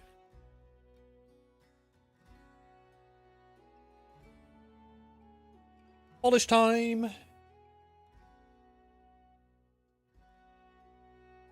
It's definitely the more boring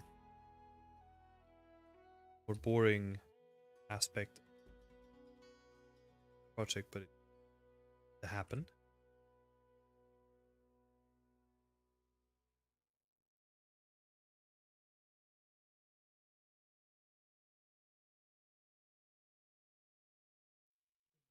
Oh shit! Remind me, we were gonna watch something during the stream.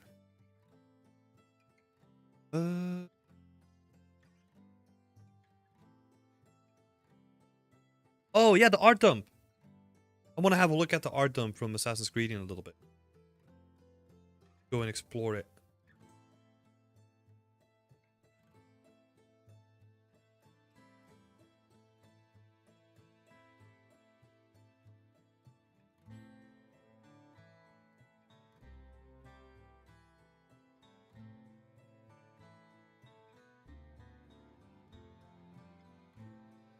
There we go. That's fixed. I think those two are good.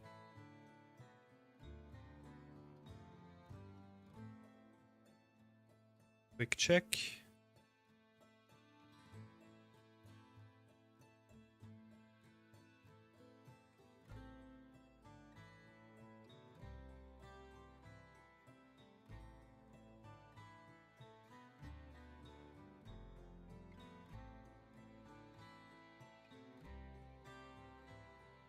Oh, we need to fix a lot on this guy.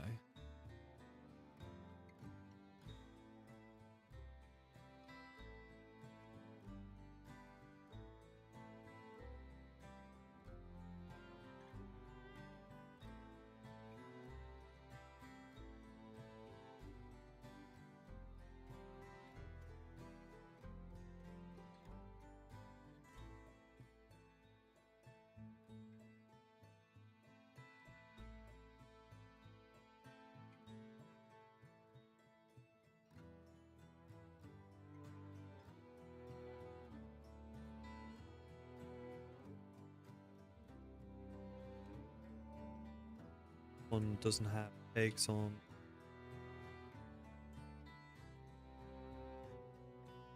Oh, we just haven't re-imported it, I think.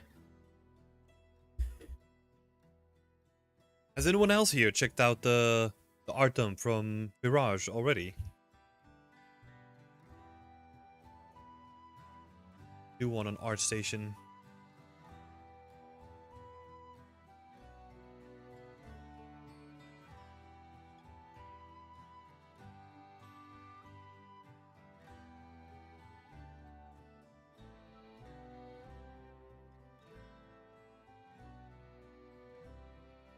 Did you plan the layout and environment you're doing now? Was there a concept art, or did you draw some yourself, or is it pure 3D?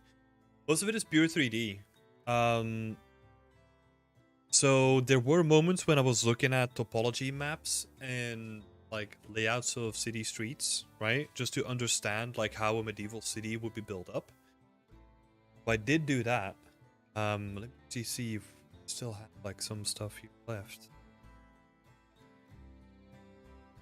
So I looked at maps like this, right? And there were like a couple of online applications that we had a look on as well. I think there's like a whole bunch of like specific maps over here. But this is more for a future future city that I want to build. Where I'm gonna go really specifically into one city that I wanna like replicate. So you can kind of tell like this is the research phase, right? Like what I'm doing here is I'm looking at like, okay, like what was the city build up in like certain moments in time, seeing if I can find like old maps, and then also finding like topology maps to kind of get an indication of like how high things would be. But this, all the planning that you see here is like more thorough than I've ever done for the rest of the project. Most of it I just purely make up and is purely based around like, oh, I think this angle could be nice, and then I just keep building on an angle, and then I pick another angle that kind of focuses like a different section of it, and I just keep building outwards. So it's very loose, like very unplanned, you know, like very I don't know, inspirational, like very off the cuff that I built this stuff. Also, what are you using the green vertex painting for? So I'm baking. Hold on. Let me show you this first, right? So, like, this is the town, right? Town with the market at its center. And then I just literally started thinking about like, okay, what different areas do I want to have? So there's like a blacksmith area, there's like a tavern here, there's like the guard barracks with like an archery range, you have the dock side as well, and then you just have like everything connecting to like the main market with like a couple of streets going out like either side of the town. So it's relatively simple, right? But I did like multiple iterations of this, right? So this didn't come out like from the first try. Like I did like multiple iterations. At certain points, like I completely got rid of all the buildings and like redid all of them to kind of make them look better. That's the way that I work. It's very chaotic. Probably wouldn't recommend it, but hey, that's the way that I work.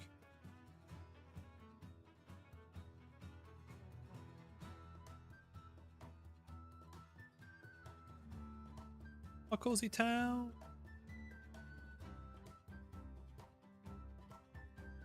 Yeah, most of it is just purely based on like, okay, what is a cool shot?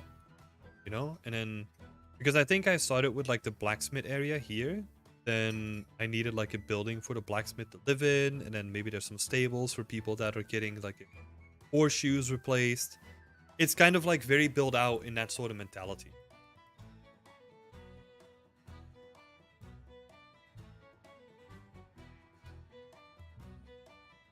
You can see my light blocker. Yeah. Yeah, just like slowly build up in like different sections. As for your other question, what am I using the green vertex painting for?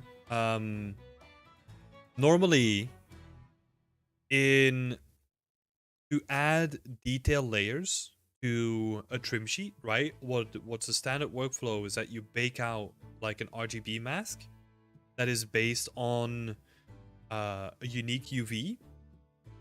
And each channel of that mask you can then use, or like each channel of that texture you can then use as like a separate mask to control whatever you want to layer onto, right? So let's say the red layer, the red channel is going to be used for dirt, green channel is going to be used for moss, the blue channel is going to be used for water.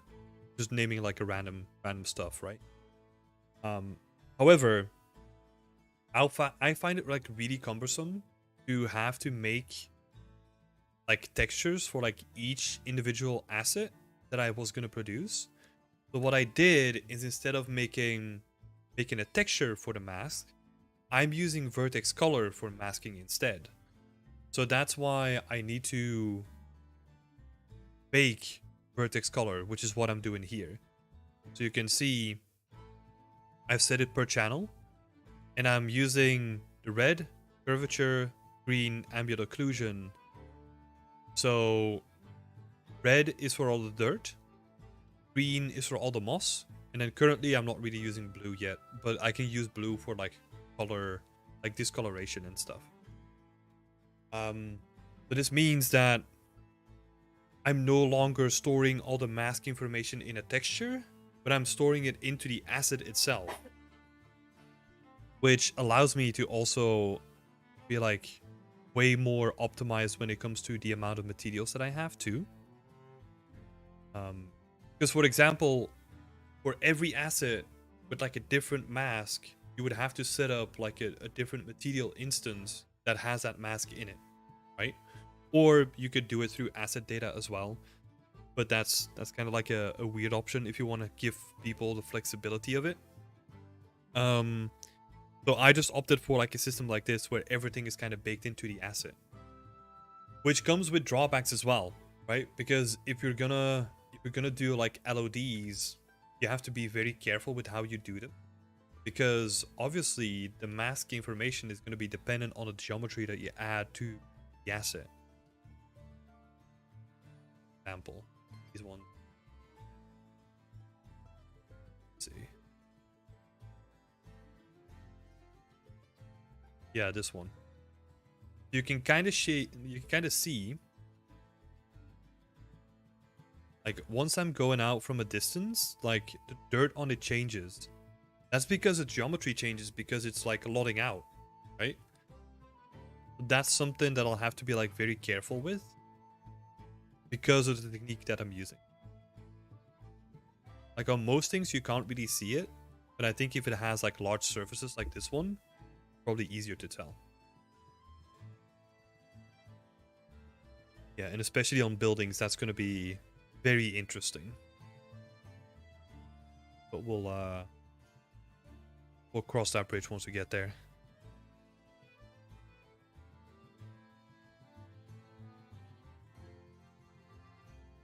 Okay. Let's check these couple of things off. Then we're going to have a look at the martial art dump, I think. What do we do? Sure.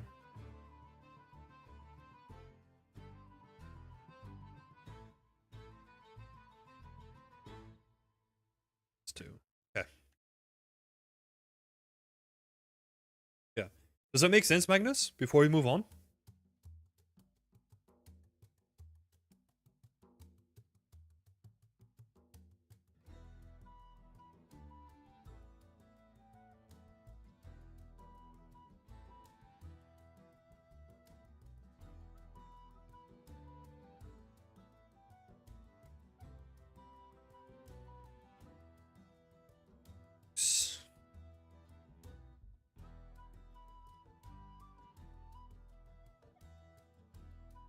See, what else do we need to do today? Railing's done. Absolutely awesome. You for the question as well. Workbenches and work tables.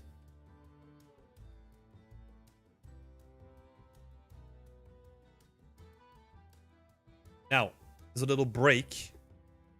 We're gonna go over to Art Station and dump.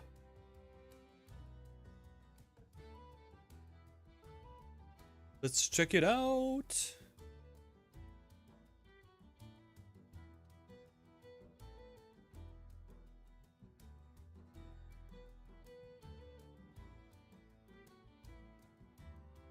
There's Ubita Sophia. Interesting. Singapore.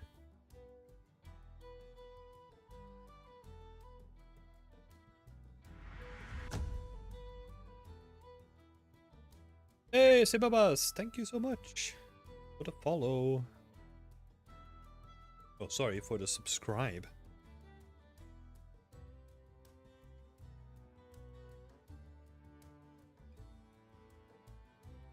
Maybe let's do it a different way. Go on to art.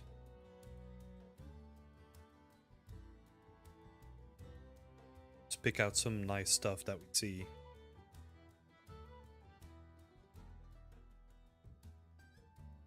Sorry, you can see that I'm skipping all the characters.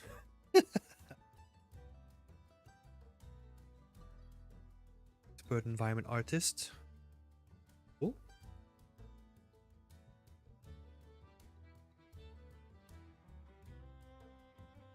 Cool. That is just like a trim border or something like that, right?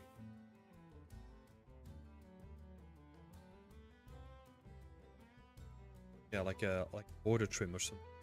Where they have like they pay attention to the silhouette, but adding like a bit more.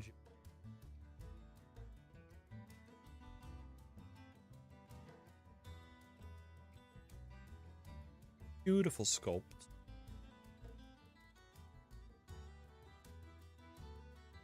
Yeah, these are like ornamental trims.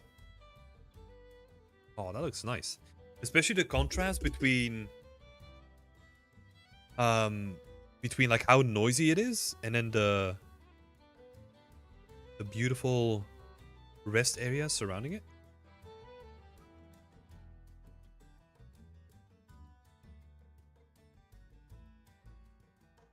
Beautiful as well.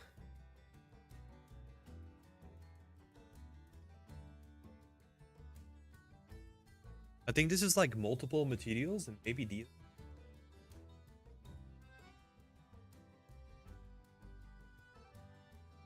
Yo.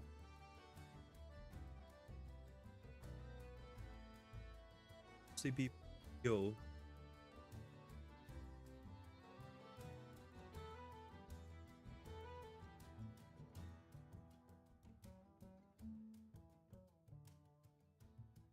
Oh, these are decals, right? Because those are edge decals. Wondering about like this guy. That must be a decal as well then. Must be a decal too. Beautiful though. I like the materials in them. Nice.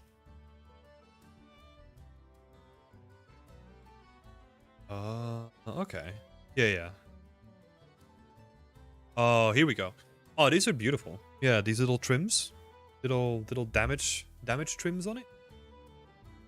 It's great. That works perfect.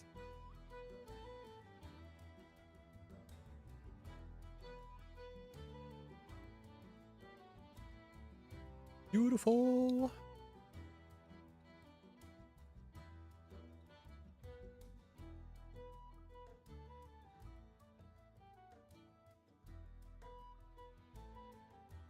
Yeah, all the ornamental details are really nice.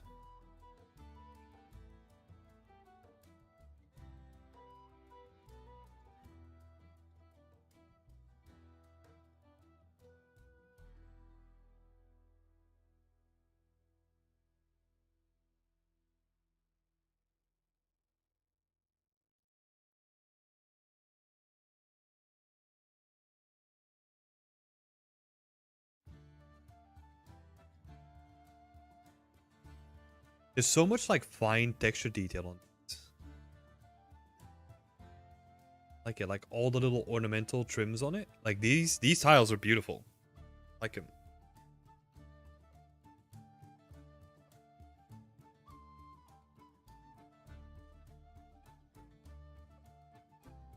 These chunks are like separate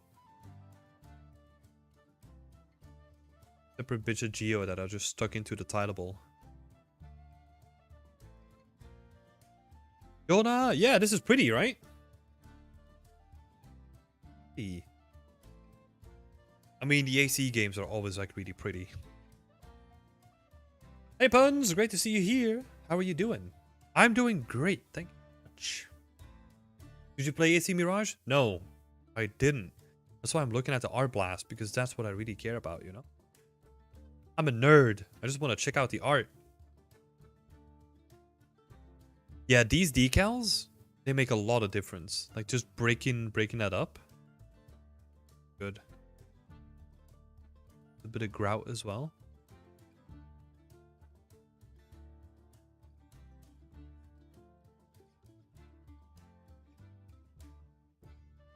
So let's give people a follow, huh?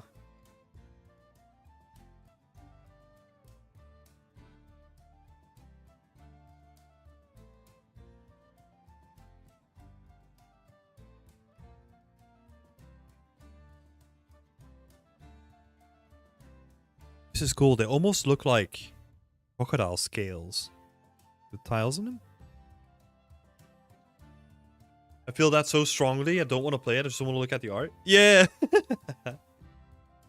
Yeah, man. I can. Like, the thing that I'll do these days is whenever like a big game comes out and I'm like not 100% convinced that I'm gonna play it, I just watch it. I just only take my time for games that I really, really want to play. Because, like, this is the thing, right? Like, the way that I would play this game is I would run around in it, like, ignore all the missions, and then once I kind of explored everything, I would stop playing the game. So, yeah. I mean, either I need to wait for, like, a really deep sail, you know? Or, yeah.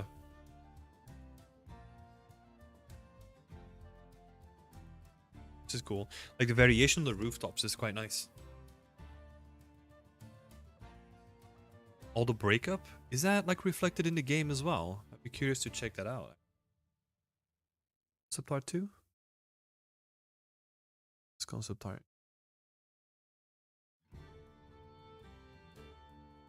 Let's quickly scour around because I want to see. Specifically, I want to watch rooftops. Kind of see it here. Oh, these wooden structures, aren't they from the previous AC games? Not that that's bad, right? I just recognize them.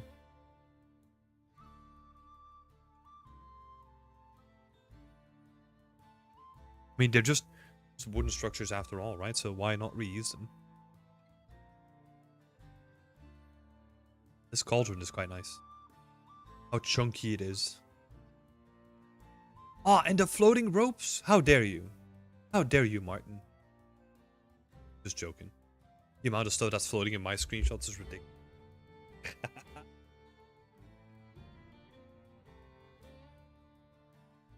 Pretty though.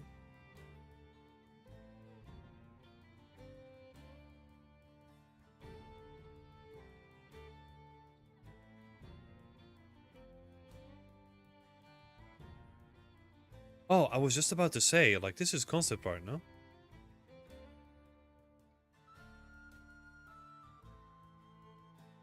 Especially these ones, right? It's just like texture projected.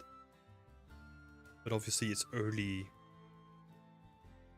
exploration, so that makes sense. I just run around and stare at stuff. Yeah, that's me too. Especially with the bigger AAA games like this, I'm just like, oh. The same, honestly, the same that I'm doing right now, right? Where I'm just like, ooh, look at the grout. Ooh, how do you approach this? Ooh. Oh, and the broken tiles. Ooh, nice. That's literally how I play the game.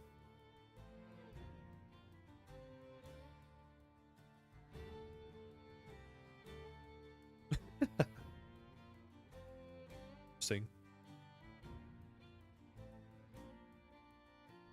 Oh. That's a very nice door.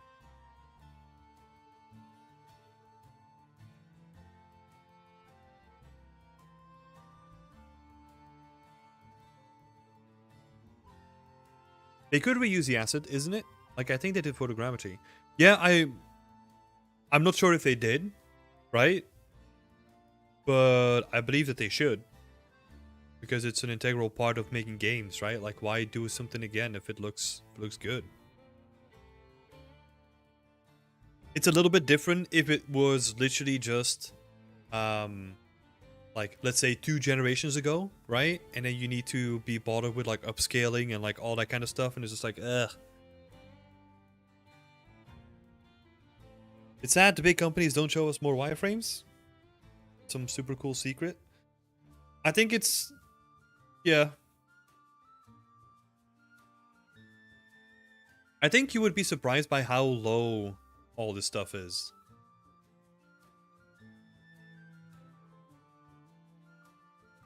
I mean,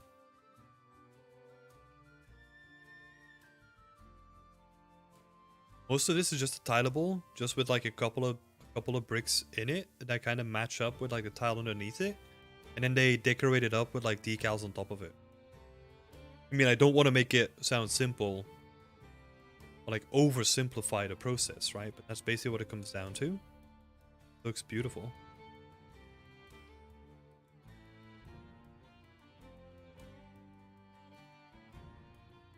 I think honestly a lot of time always goes into like where do you use what texture? Like what trim is like the best for like each use case, right? So we're seeing what we are seeing is like the end result of like a process that has been refined like over years. Or like, well, in Assassin's Creed case, like over decades. Really cool to see.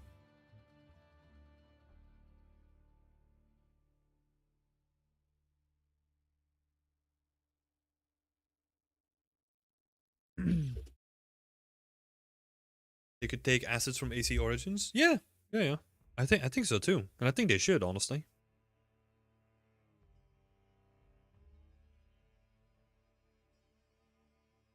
The ground kit is not too convincing. It depends on how it's used, right, in the game, because it might look really nice when it's in the game, but just the assets themselves. It's not that they don't look great; they just don't work as a standalone thing as much as these guys do.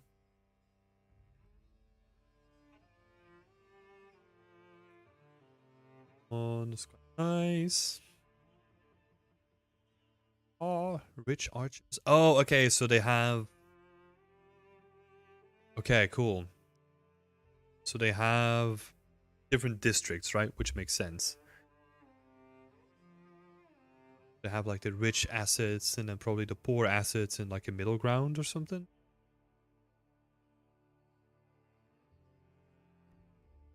Oh, look at that. Like all the mosaic work around it.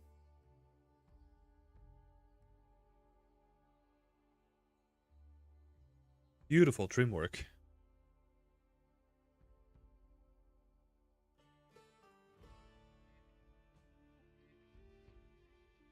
It's so cool what you can just do with a trim, you know? And then just like decorate it up with like decals on top of it. Oh, look at the roughness variation. Not that I haven't seen tons and tons of it now, but it's see what they find important. Oh yeah. And I think a lot of people, a lot of students perhaps have like a misconception of like how complex or how not complex this is. Like it can go both ways, right?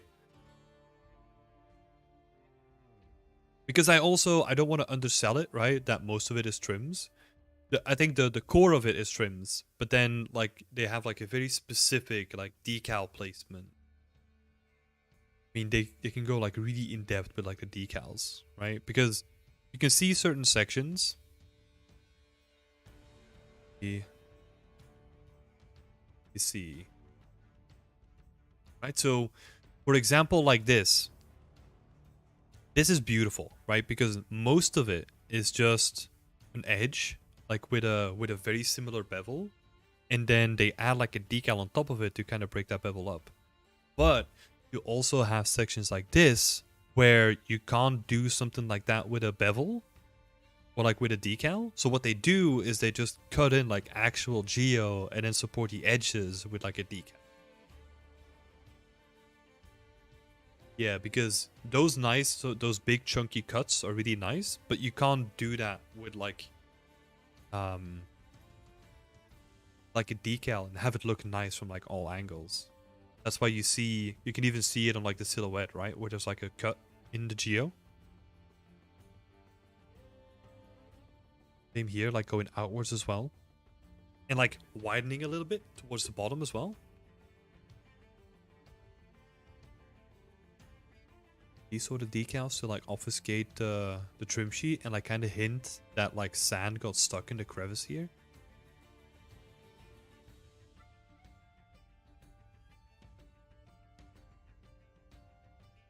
This is nice. Like the contrast between the blue and the sand tone so well.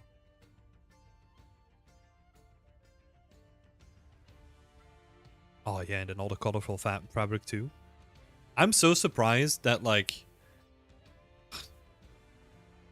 I was thinking about doing fabric too, but this is literally just like very simple cloth, like mapped onto like a tileable or a trim or something like that. I make things sometimes more complex than they need to be.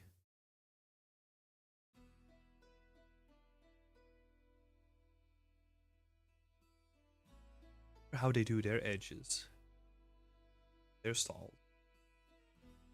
Be curious if we can find some screenshots for that we can absorb and learn.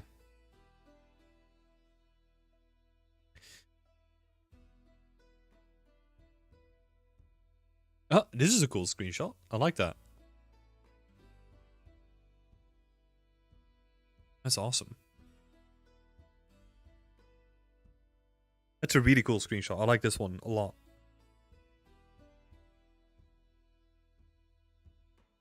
These ones are really pretty as well. Because the character scale works so well in them. Great work, Theodore! Great work. This looks juicy. Very moody. This has some Assassin's Creed Valhalla, like cloud shadowing going on right here. Very dramatic, very moody.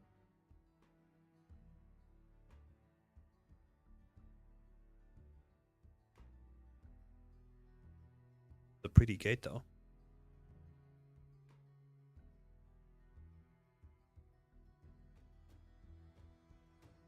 Tim, I cannot imagine if you're making an Assassin's Creed Origins or Mirage-like environment by yourself, how many years it's going to take. It's a lot of work, a lot of textures and different assets.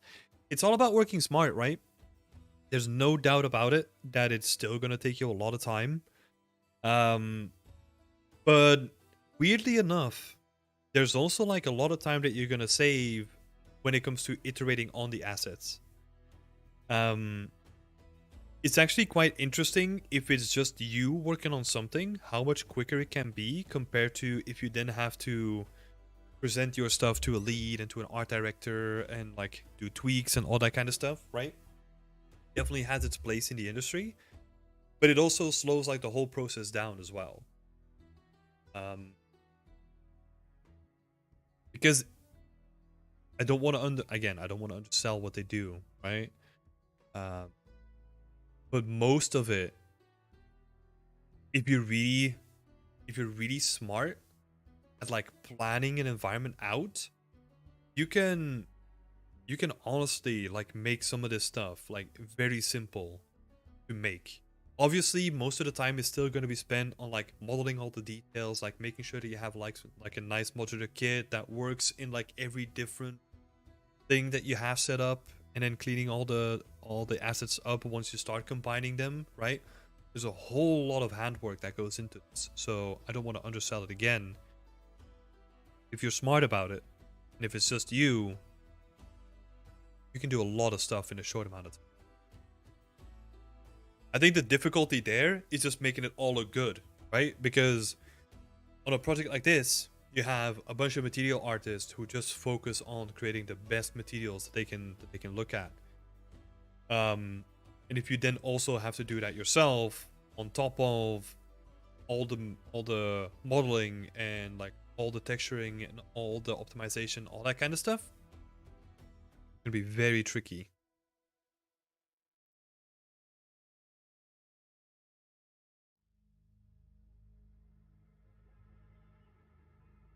It's also so massive. It's like really impressive. This is interesting. But they built... Yeah. That's interesting. So you can see here that they have like pieces that are meant to be placed on top of walls that already have decals built into them. So that means that whenever you snap it to a top of the wall, it's gonna have like decals already like built into them. Pretty cool.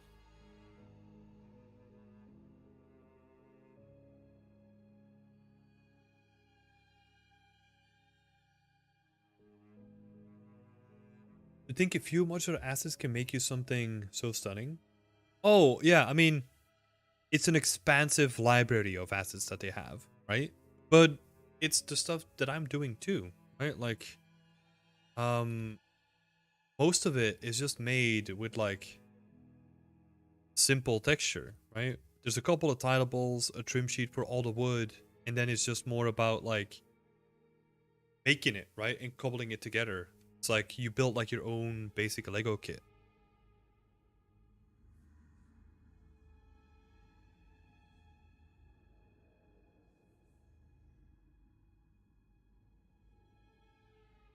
I agree with you. I mean, you could get it from ancient books and change it, something like that. They outsourced that work? They did that. What do you mean, puns? Not sure what you mean by that. Where you get it from like Asian books? I mean, don't know how they worked on this production, right? But like the previous productions when it comes to Assassin's Creed, they had like an in-house historian that they hired full time, or maybe it was a contract thing. I'm not sure about that. But they had like a historian to like really put everything into place and like really figure out like the specific way that things looked and like how the society was built and like all that kind of stuff. So they go like really crazy detailed into like the historical accuracy of things. Obviously, still a game, right? So there's gonna be some liberties taken at some point. Yeah, they do pay a lot of attention to like the historical accuracy of this. This one is nice. Just the materials are so stunning, and then like the decals on top of it. Pretty. Some more buildings. Oh, these are cool. Looks like the residential buildings.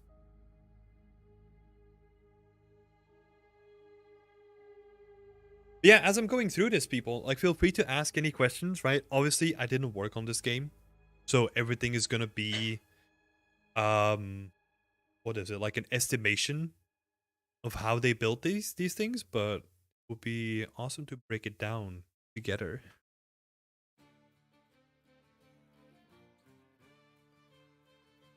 This is also a thing that is like really awesome to see, where they have like the decals at the bottom. Something that you'll see like occurring in like all the buildings, where it's kind of like you have like the water and like the erosion like eating away at the building at the base, which is super cool to see.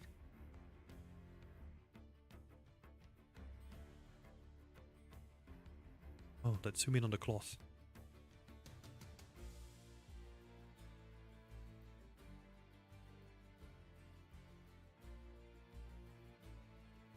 Is that a trim or no?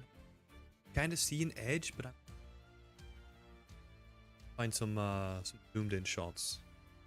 Yeah, that's definitely a trim.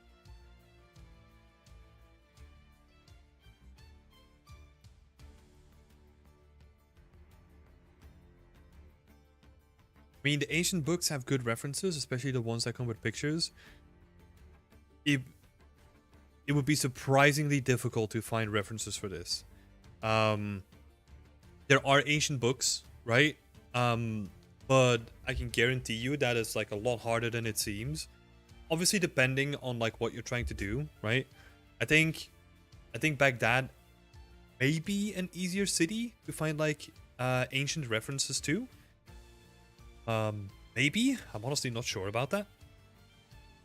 But yeah, it can be really difficult to find like references for it that are also from a specific time period, right? Because when you're building something like this, you're usually aiming for like a specific time period that you're basing your buildings around, or like everything around. So yeah.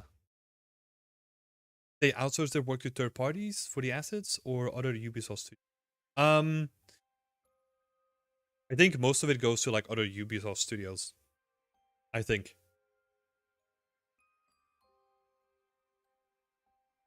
They might work with like external outsources as well, but they have like a bunch of studios themselves all over the world. So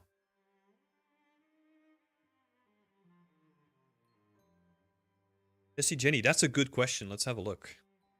So the bottom trims, right?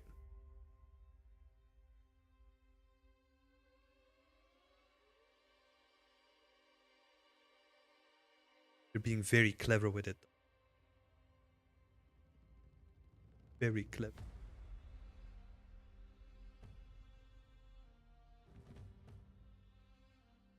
It's like you can kind of see like a slight change. I think most of it is honestly decals. You can kind of see like a little divot here, right? But I think most of it is going to be decals.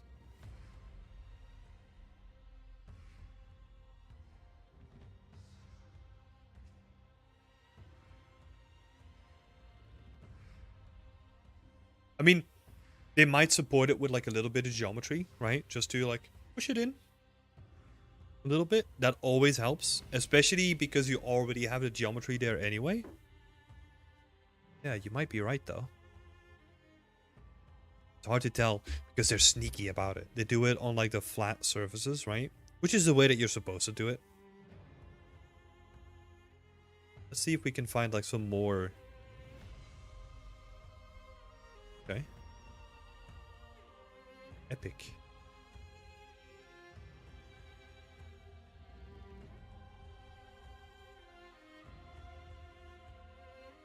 Look at all the sand and all the decals on top of it.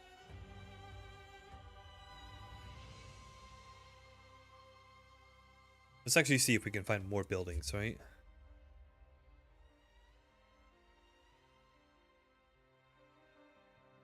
Go on a journey.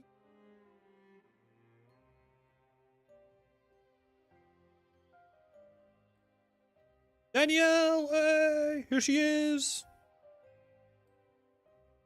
Member of our lovely community. She worked on this game too. Oh, yeah, I should ask her. How they did like the cloth. It seems to be, it might honestly be like a little bit of vertex color at the edges to just have like a little bit of frayed edging going on. Way to do it. Maybe the alpha channel. Yes, let's go, Danny.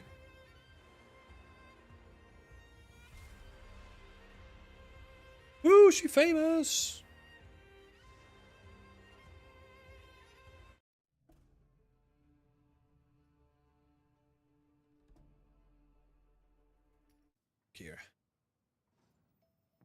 Here we go. Okay.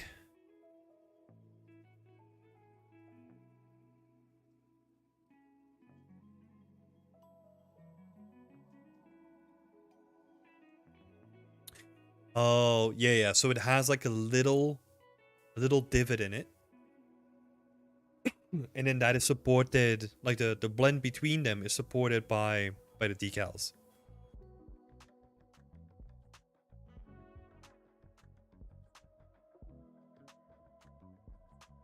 Yeah, I also don't think that it's like an easy thing to rebuild it, honestly. But I totally agree, Ayed. Totally agree.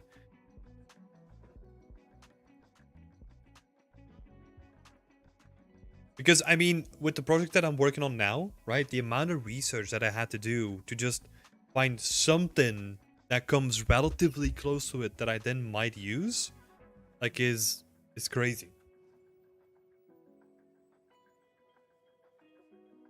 All the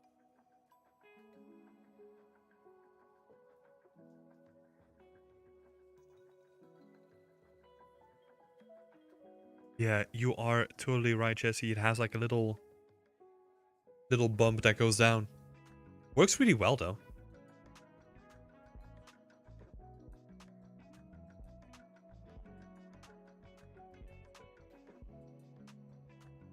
I was blending in like those as well. This is an interesting one.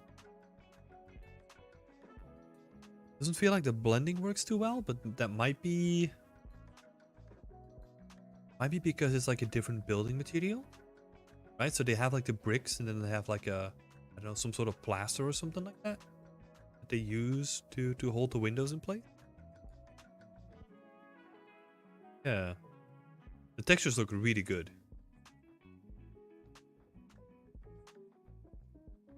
Yeah, because this is the same kind of video that they use here as well. It's kind of weird, right? Because especially in this screenshot, I thought it was like a mistake, but it's on purpose. Probably something that... This is impressive. Some king.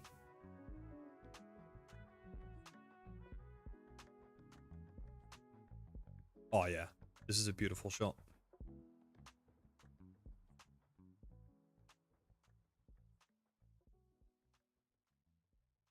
These stone stairs, they're interesting as well. Because they're separate chunks of rock that are supported by a tileable underneath. You make it a little bit more than just like separate rocks, right? And it's kind of gives them like a little bit of extra. It glues the whole thing together a little bit more. Really interesting. What happened with this door, guys? Is that a door?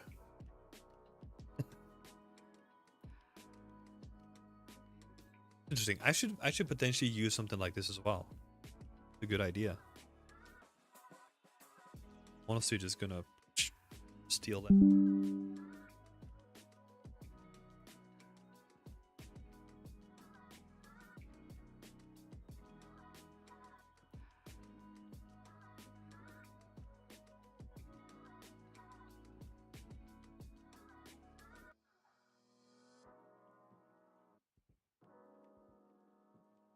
I believe hanging is the best thing. It always reminded me of The Last of Us. A lot. Yeah. I think what I really like about foliage is it adds like a really nice contrast between man-made stuff and natural stuff. That's what I really like about using foliage on buildings, is where you have just like a nice contrast between the two. Yeah, because see, and also in terms of colors, right? Like everything in the city is gonna have like sandstone reddish color, and breaking it up with like green foliage just perfectly.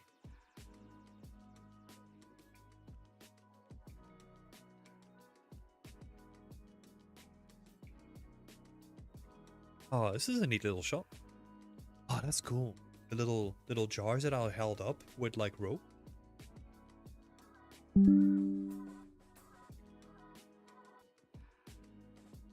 Okay, let's just steal that immediately.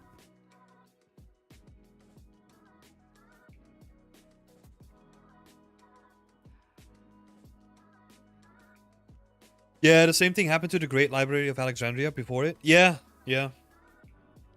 But also, so I watched a video on that recently, that we now have like access to so much information out there, and obviously it would be like valuable to us now, right? But I don't think like the majority of people would care about it. In a weird way.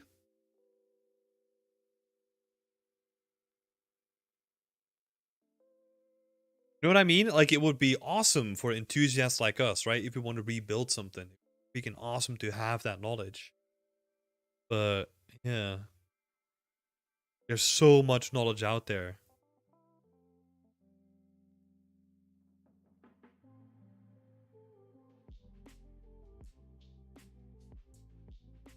Pots look cool. Yeah, these little baskets as well. The little baskets with the fish in it. Like all these setups.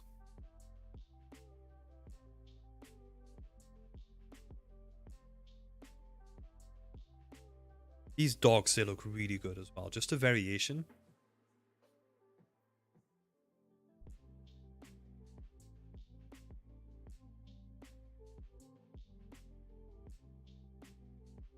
And the dogs look so nice.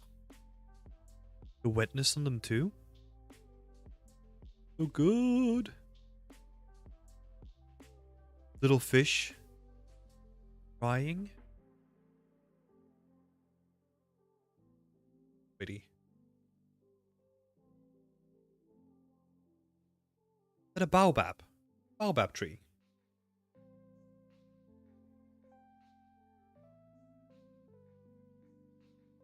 Wait a minute.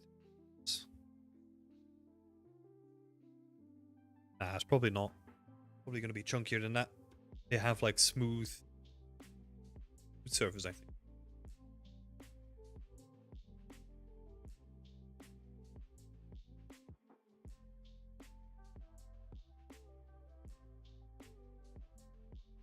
Screenshot.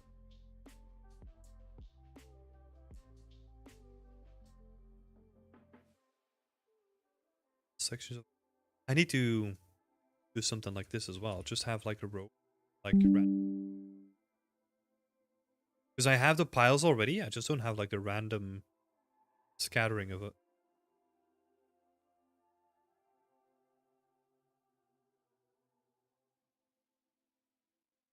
Oh, this is cool. This is awesome. This is this is so weird. Like we have like all these amazing shots, right? And it's just like the one that I like the most is just like this wall. Random crumbling wall. It's like, oh, so good. It's also interesting that they use like little bits of rope just to indicate like more detail on like an object.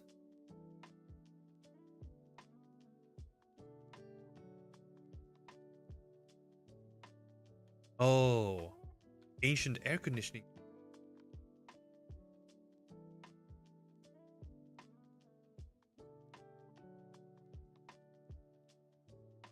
Yeah, he loved his shot as well. Like he has 2 pictures of it.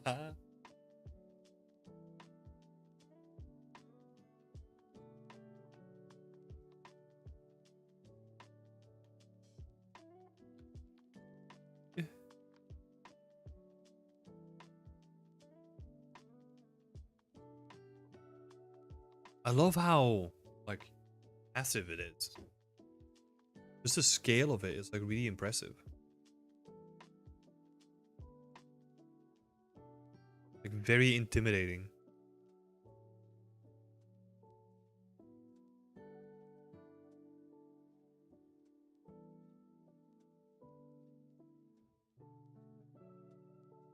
You're right, a lot of artists and non-artists share all the references on the platforms. Earlier it was. Yeah. I saw Dragon's Dogma 2 also have very tasty medieval style design. Sadly, it's not on ours. I need to check it out then, because I haven't looked at Dragon's Dogma at all. Oh, this is also something that I need to do. Like, I need to make a couple of trims to, like, decorate, like, my pots and...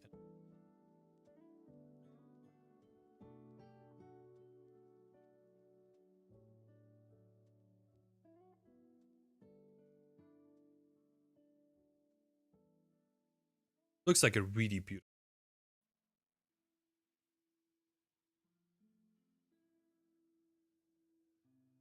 Let's have a look at this.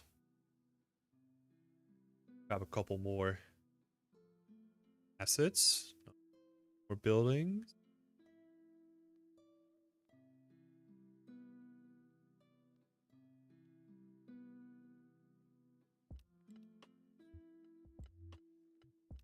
Climbing kit.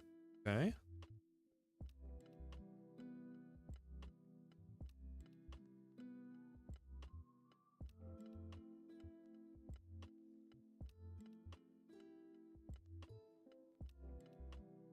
Some weapons. I'm honestly personally like not interested in like any sort of weaponry.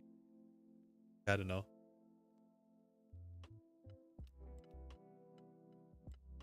Let's see.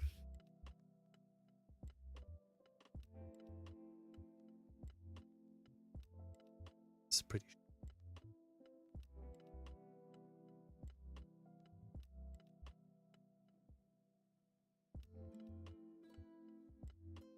You should check a video of Witchfire 2. The game is gorgeous, although at a scale.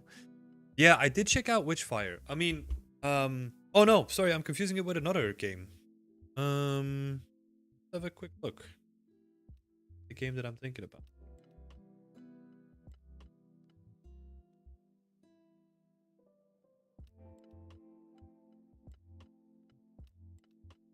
Game Oh, yeah, I know.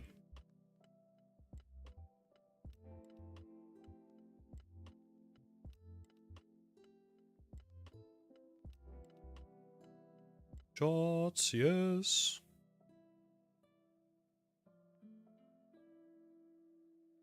Do you use reality capture, substance sampler, or 3DF Zephyr for photogrammetry? No, I don't really do photogrammetry. I've never done it. It's something that I want to experiment with in the future. So I'm thinking about like getting reality capture at some point. But I've not really done any photogrammetry ever. The farthest that I got was just taking pictures from like leaves, right? And then turning that into an atlas and then using that um for making like atlases for my foliage.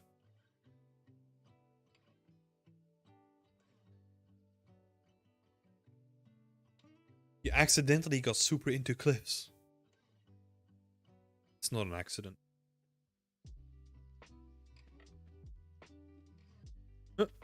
It's cool. Little mission props.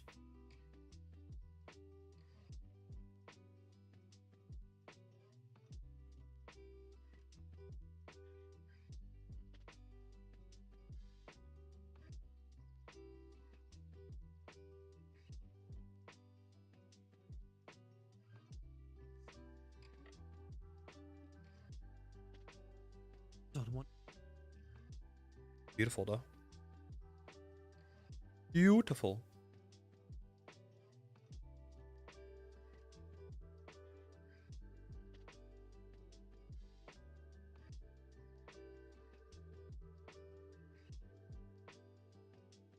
Ooh.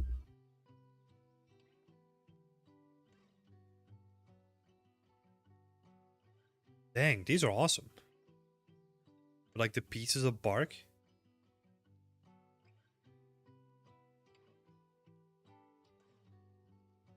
Mesh image fade off.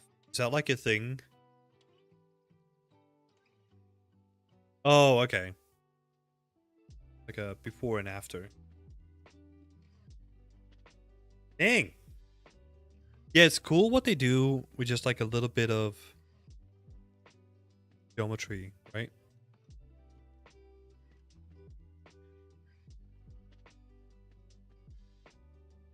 This is interesting. I wonder how they did that. Because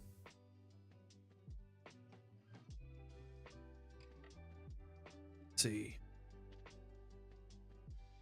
They definitely did more. But like my first assumption was like, oh, so you had this simplified version where they just blended between two materials, right? So I'm thinking that you could select you could do like a selection of like the material, then separate that out and then like extrude it, right? So that you have like the bark coming out of it. That would be probably something like that, like in Houdini or in Blender, right? Some of it looks thick. There it is. Pretty uniform as well. But it looks really good. Imagine sampling the material in a certain area. Yep. That's the... Oh, it says here. So all that was streamlined in the pipeline using Houdini for the bark generation, 3ds Max for fine tuning. Upgrading the whole kit in no... Okay. Yeah, that makes sense. Automating. Makes sense.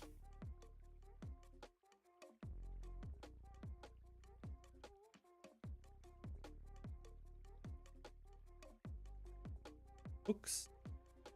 Nice books. These are also cool. Where they're just like little climbable sections with the decals built into it. Yeah.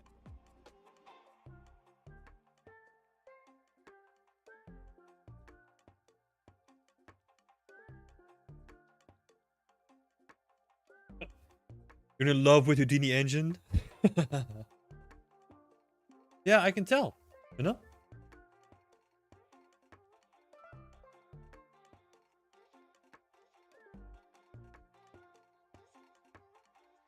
Kind of feel like a drug dealer though, you know? Like, hey, maybe you should check out Houdini Engine, and now you're just like doing nothing but Houdini. So I partially feel responsible for that. So sorry.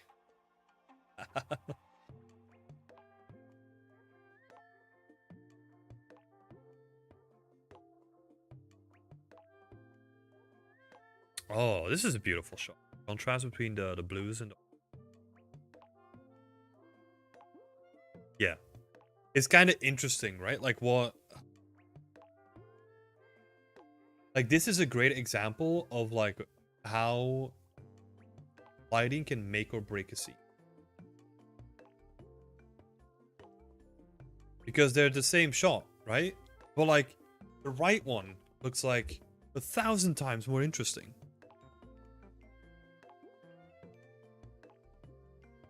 The right shot, like they nailed it. It's so good.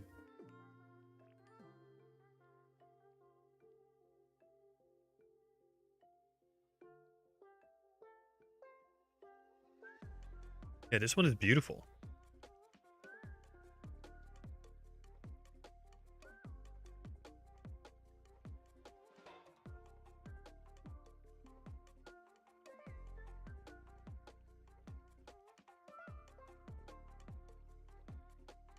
I close it down. Nice stupido.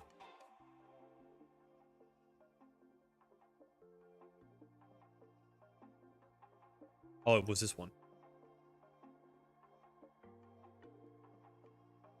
Yeah, but that's by far like the best shot in the series.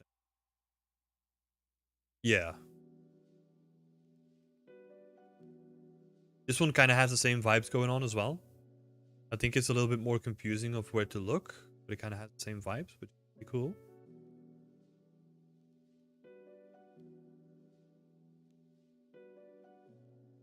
Good lighting is cheating. No! It's not cheating! It's like the cherry on top of the cake, you know? It's like, mwah, chef's kiss.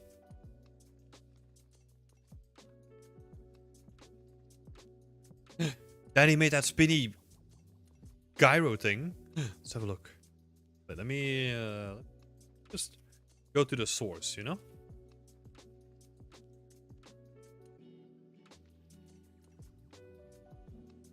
Let's have a look at Danny's work for spinning gyro thing.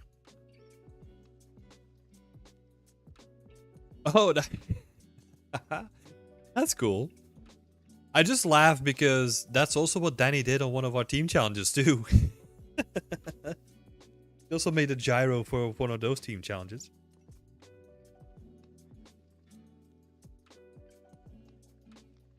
It's cool. Danny. The hay bales look also really good. Oh, look at this little piece of wood just like added on top of it. So good. I love like the paint that they add on top of it too. Like just like a subtle change of like material. So good.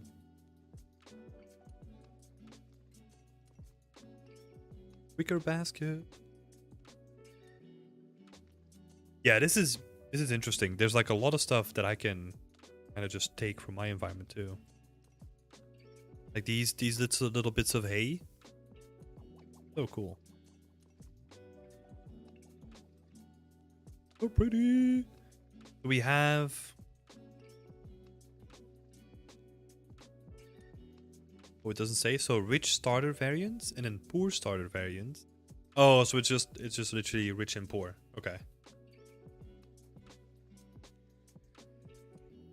Pro gyro crafter. Yes, let's go.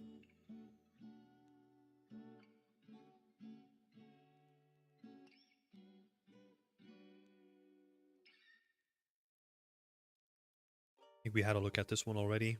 Biomes. This isn't a stream, it's a robbery. Exactly.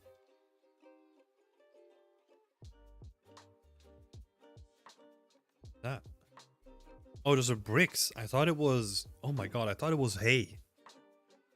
Like a sort of thatch or something. That's cool. Palm leaves on the floor. That is some juicy looking dirt as well. I bet you didn't expect me to say that on stream, huh?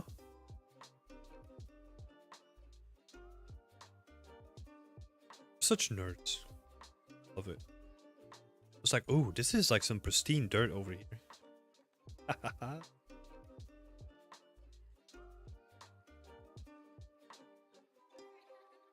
Let's see.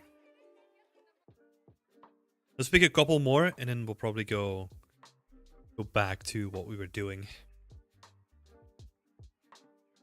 Little thatched roof.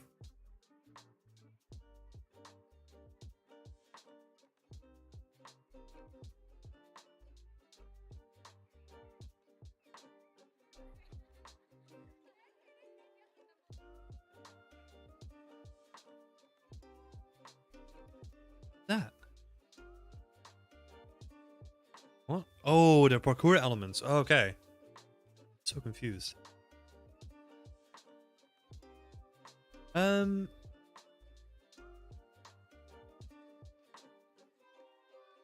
Like the layering, like the feel of like density that they have in this thatch roof is really interesting.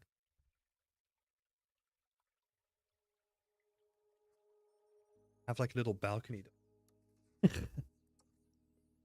Thinking it.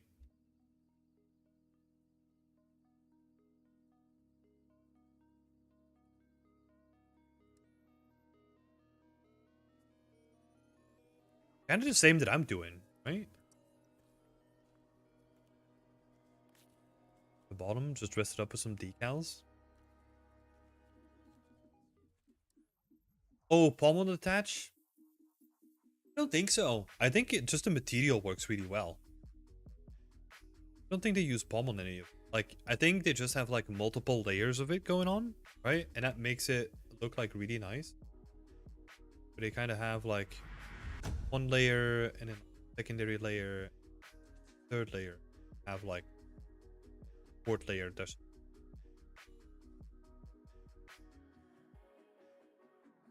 yeah. Layer up here as well, but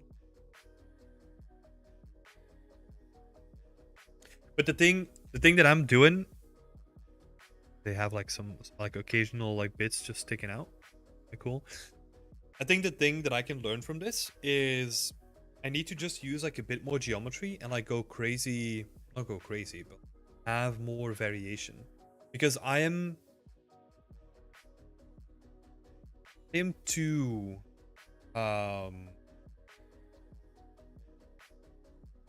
what is it? I'm too cheap with my geo at some.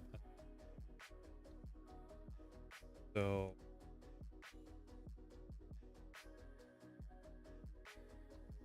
oh yeah, one of the markets. Right, so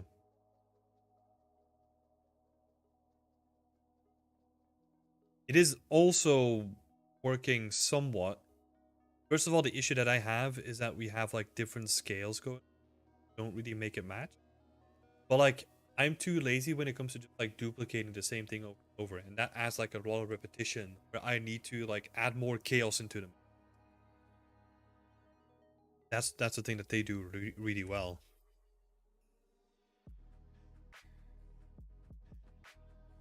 Enjoying that too. It's your scene? Yeah, this is the scene that I'm working.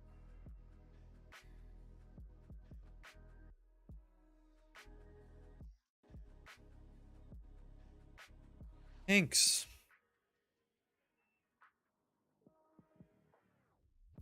Yeah, that layering looks really interesting. And just their materials, you know, they're just like they look straight up better.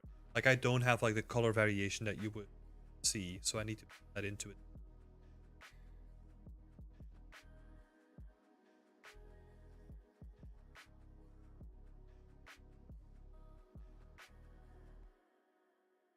For the inspiration.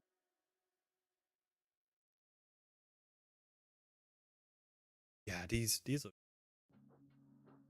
sections where they have stuff.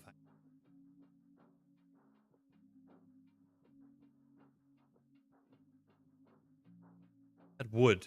That's just base wood.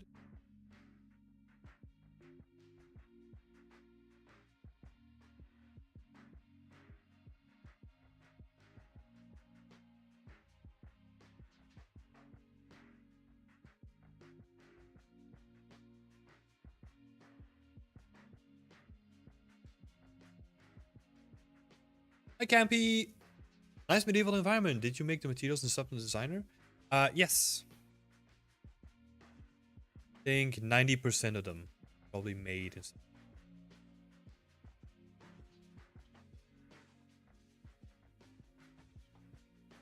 Would you look at that? Yeah. That's how they.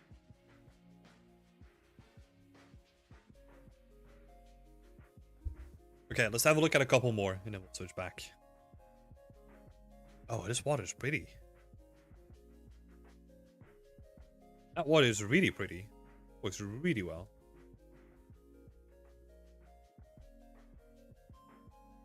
These are like fountains. Okay. Oh man, I didn't know the Mirage art came out. Yeah. I think it came out like today or maybe yesterday or something. Pretty.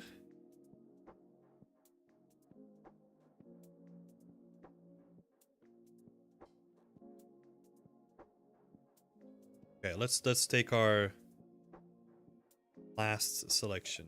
This one we haven't seen yet. Wait, what? You've seen this?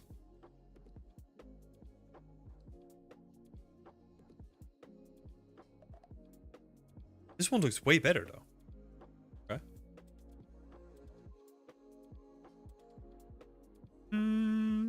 Couple more. Let's go.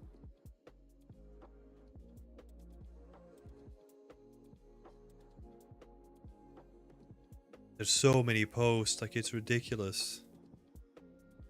It's crazy like how many people work on this. We saw someone else's version, I think. Yeah, we did.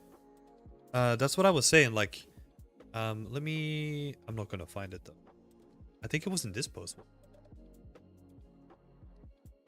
Yeah, so we have this version and then this version.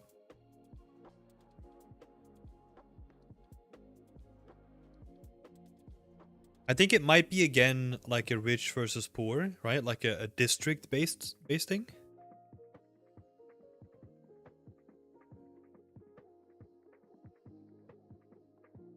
Yeah. Sing.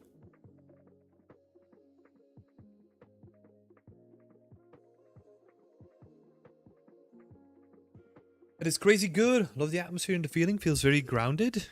They feel so alive. Did you post those characters? Where did you get them from? Oh! Don't tell me you did them. No. I didn't do the characters. So the characters are from Big, Medium, Small. They have a medieval pack. And I took the characters from there. I'll share a link as well.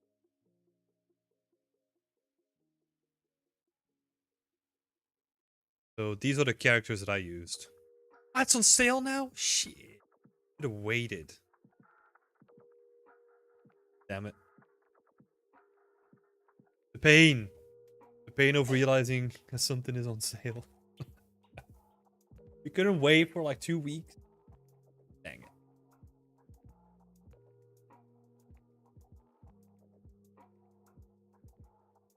Well. Whatever. Okay. I'm not salty.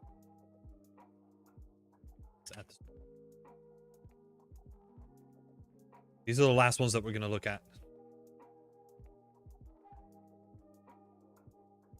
You just know things go on sale after you get them. Yeah. So annoying. So annoying. I mean, it is worth it though, so I'm not complaining.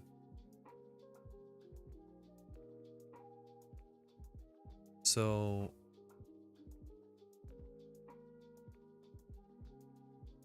they do, it's not a trim sheet or anything like that. Like they just have like, I don't know, like edge fray controlled by like vertex color, I'm assuming. Can't really see any cuts in there.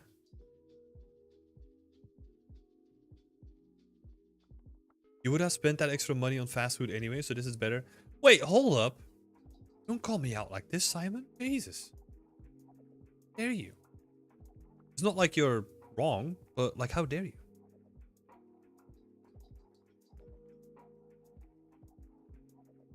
Fields.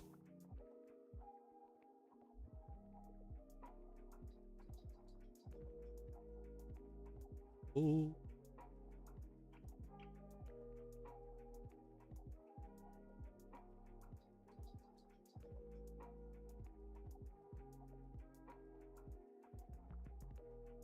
Thatch on the roof.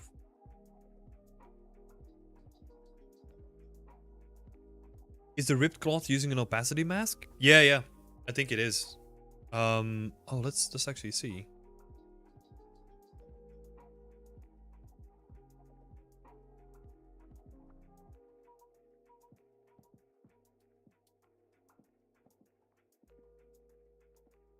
But that's an interesting one, right? Because like it makes sense.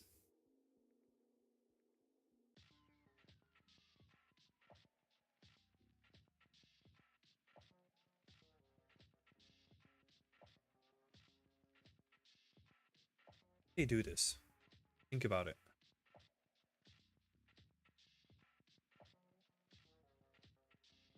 Because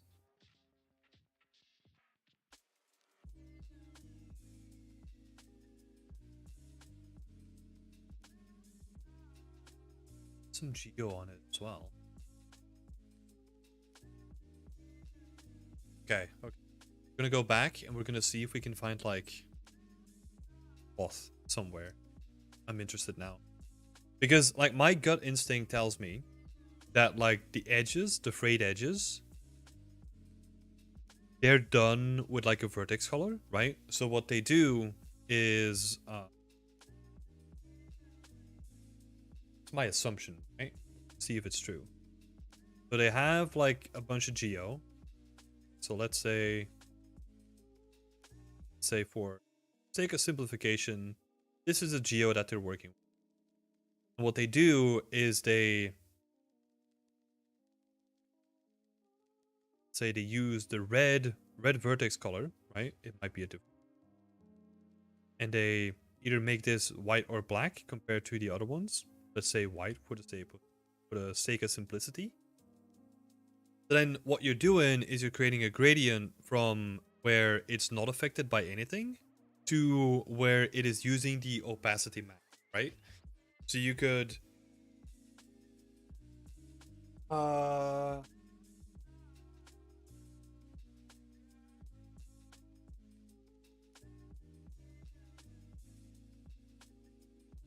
gradient the opacity map too? Just asking questions to myself now. Should actually be something that into myself.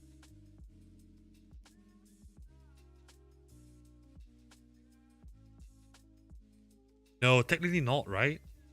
Like if yeah, you can probably clamp it in the texture as well.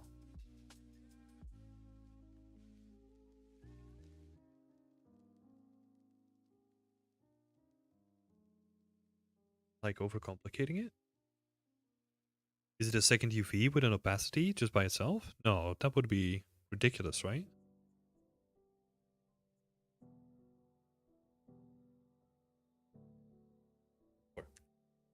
Let's see if we can find something on this. Because, like, I can sort of understand how they did the edges, right? And then they maybe do the same thing on, like, these sections as well, right? Where, again, like, what they could do with those edges is... So they kind of cut in some, like, random geometry, right? And then they add in geometry that kind of hangs. And then they do the same thing where they have like a vertex color, right? I think it's just a trim strip with opacity. I don't think it is. The reason why is because the pattern matched perfectly.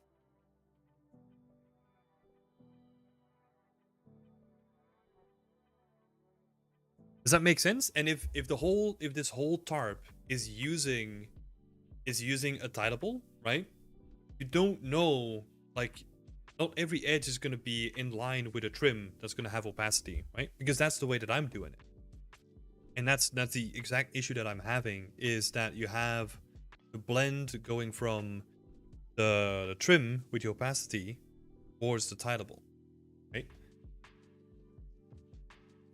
Per bits. Let's see. Oh, no. You might be right. Might be right. Yeah, you're right. Okay. No. You're 100% right. It's just up until this point, I was paying attention to this, and there wasn't like a difference in between the edges. But this is a clear example that there is, right? Because we can see the breakup happening like on this edge over here. And that's where they changed the tileable to trim. No, so there definitely is a seam. It's just up until this point, I didn't recognize it in the other assets. I mean, it's also harder to recognize them from a distance, right? Like it's hard to tell if there is like a seam. You can kind of see it here on the edges, but usually they do a really good job of like masquerading it, like in the folds or anything like that. Very sneaky. Yeah. Okay, so they do use a trim. Interesting. Makes sense. Yeah, it heavily depends on the lighting condition, right? Because it's more difficult to see here. You can kind of see it, but yeah. Okay. So you're 100% right, Nikolaj.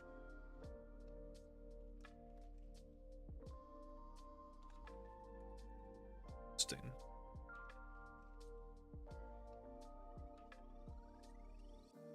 This is like watching a lecture. So much fun.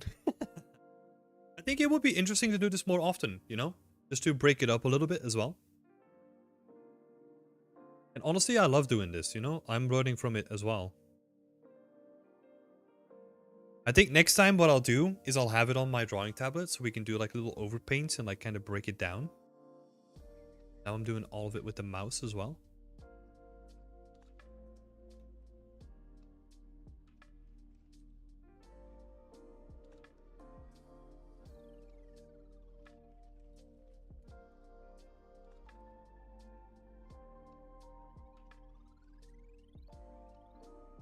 Urbanism.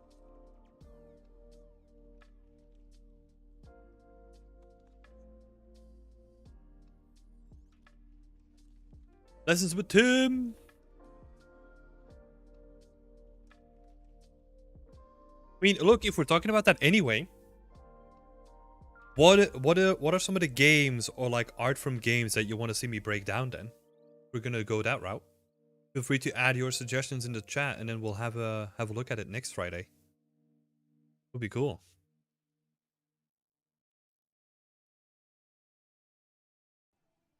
Cool. You have like a transition with the moss here as well. That's probably just vertex painted. I don't think they did anything fancy there, but it's nice. Clay pits.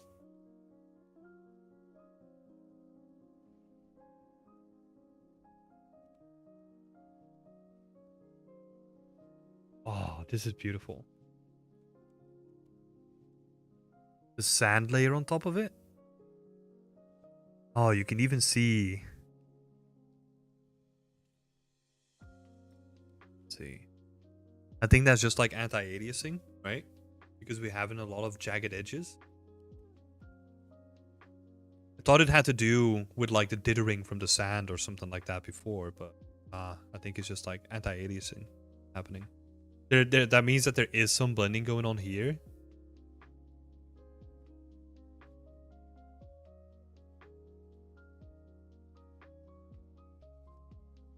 So, okay. Cricket, let's have a look at Bloodborne. I'm just gonna add it to a list. Then I'll see if we can find like a bunch of images for it.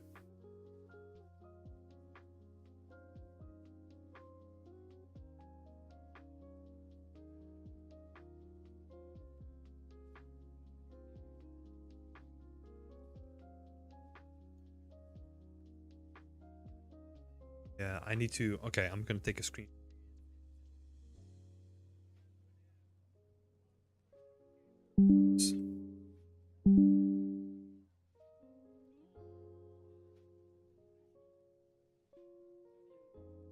Get like a world projected get like a world projected dirt on top of it. Or the seams on the tent's edges. Let's have a look.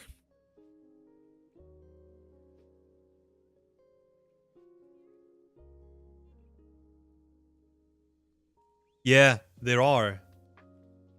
But this is what I mean, right? They're very good at like masquerading them. Or like obfuscating them, or whatever you want to say. You can kind of see it better here, right? But like on this tent, for example, it's like really, really subtle. As you can kind of see like a little edge here. And then it probably folds like underneath it. There's like a, let's see, edge here. You have to really, really look for it because sometimes it's hard to see. Like on this end, I don't even know where it begins. It probably, I don't know. Very difficult to see sometimes, you know? They do a really good job of like blending the two together. Like this one is almost seamless. Like I can't really make it out. Looking at environments and you breaking them down? Yes, let's do it. So yeah, Sarah, if you have any suggestions on any games to break down, let me add them to the list. To break down. Just like, yeah, learn from them as well, right? Learn together.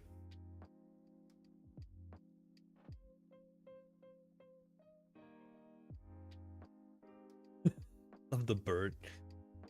Every shot. Oh. It's hair clipping? Oh no, that's a symbol, I think. Isn't it? Is that just like...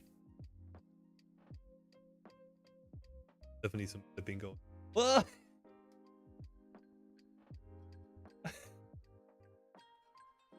Oh my god, this is so goofy. Where is he? Where is he? Yeah, there he is. Look at his hand. The glove is going to the left and his hand is going to the right.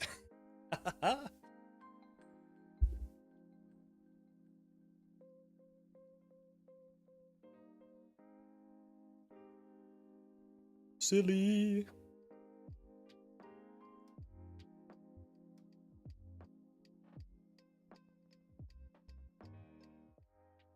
What is happening there? Oh, he has one of those weird gloves, right? Yeah, yeah. Still. Was ever gonna see that from that distance anyway? Who cares?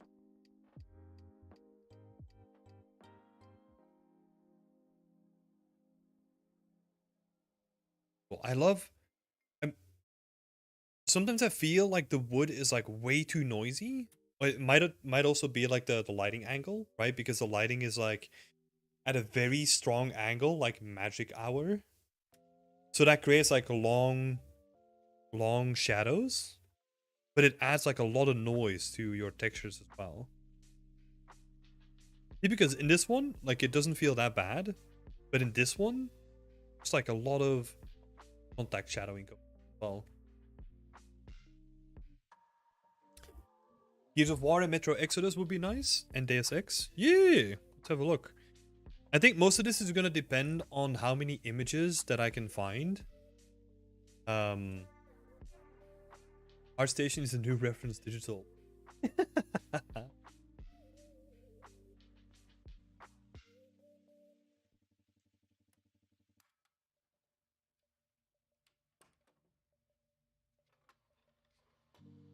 6. Lost from the season pass. Oh, I didn't even know. All breakdown of a Gears of War asset in a video about large scale texture. It's all trim and pretty.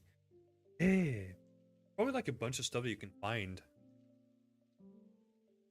Yeah. I'll also keep an eye out from like upcoming breakdowns as well.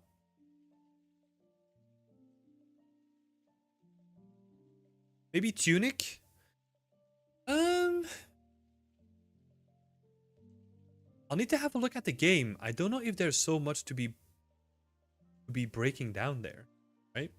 I think a game like Tunic is not really gonna be about like breaking down the individual assets. It's more gonna be like an exploration of art fundamentals, I think. Well, I'll need to think about that one. But that could be an interesting one.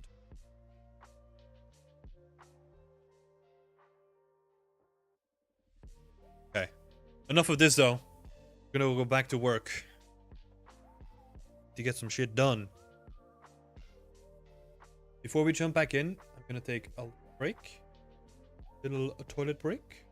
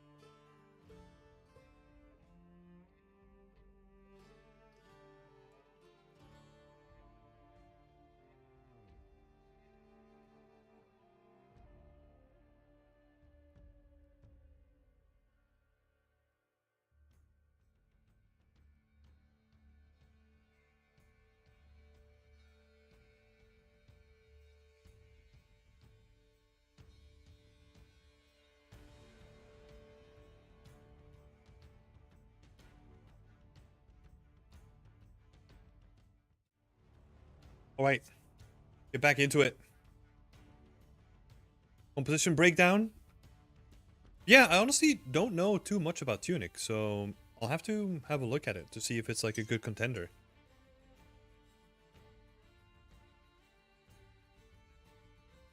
Alright, where were we? Railings are done. So, where's my list? Workbench or a work table? Oh wait, let me write Tunic down. Benissimo.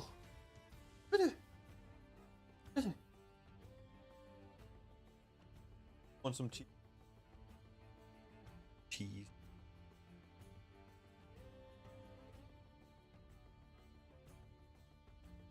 Let's see. Let's see.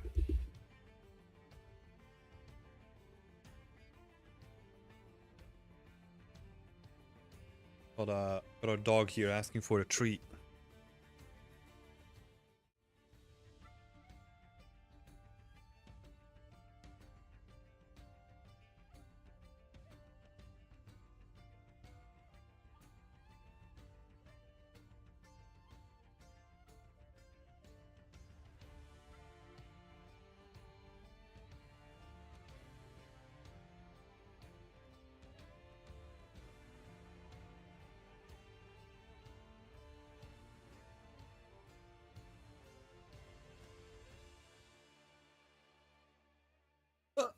Nacho! Gotta be in camera though.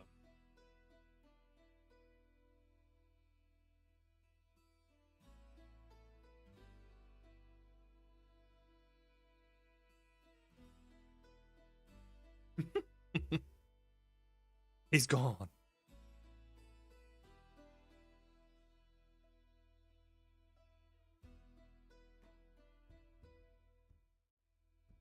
Little Nacho!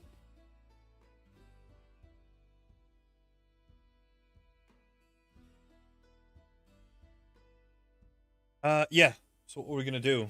I think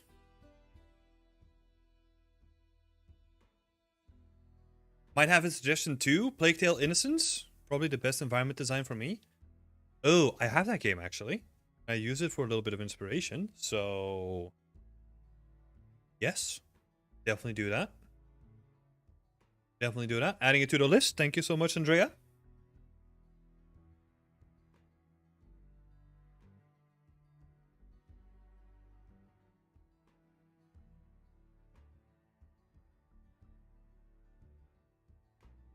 Oh, Metro Exodus.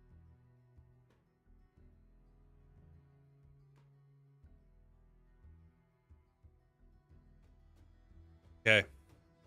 Thanks all for the suggestions. Got it next week. Some prep as well. So, market cards, the workbenches.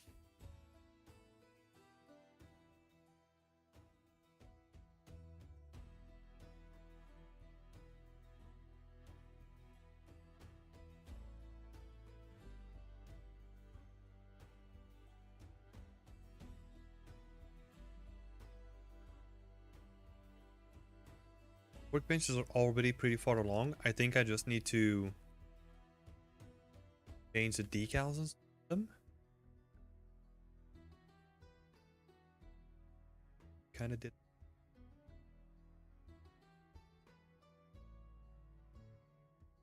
Line up. Have a look at that. Well.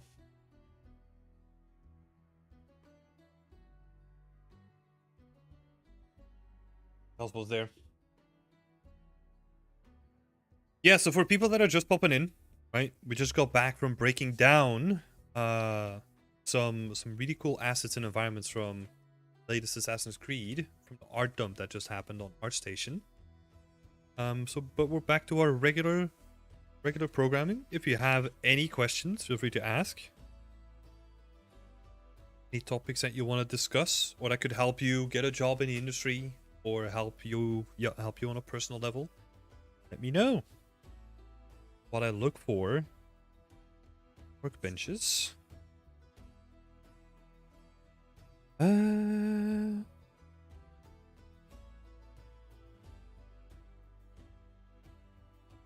Wood cutting low. Is that one? Have you on the right? Workbench? Oh, I think I called them work tables. Wooden bench, table.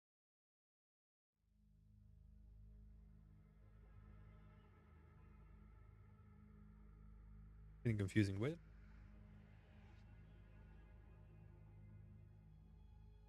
Oh, they're called carpenter.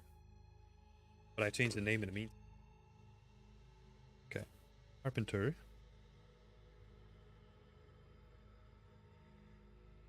There we go. Workbench and... Oh, yeah.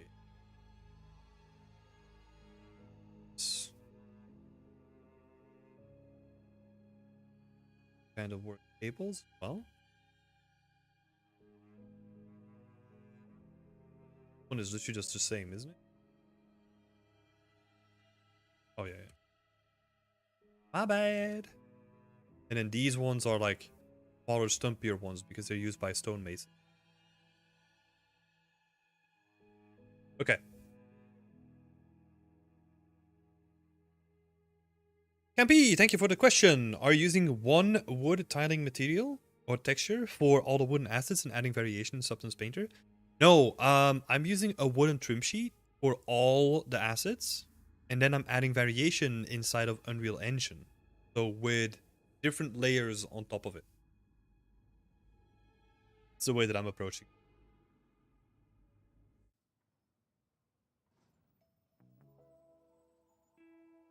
So.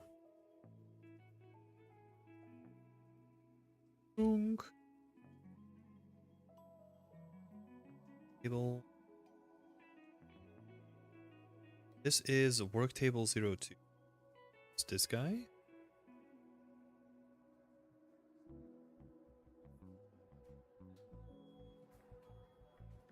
I think I'm just gonna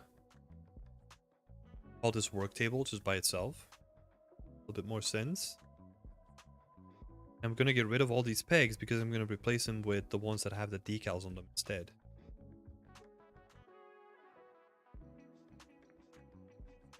Let's do that. Oh, I might have to go like the entire table.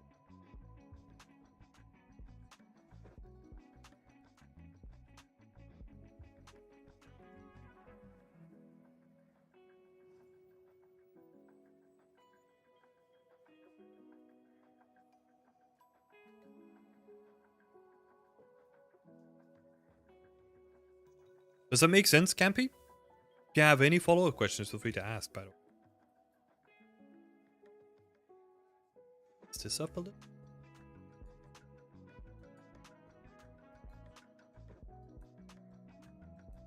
Fighting happening.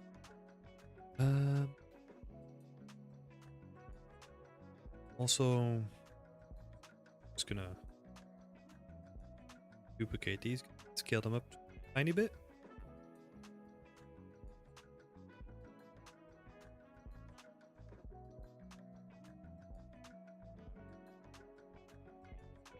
Stuff.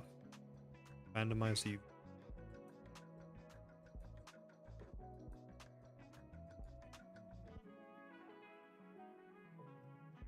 Go.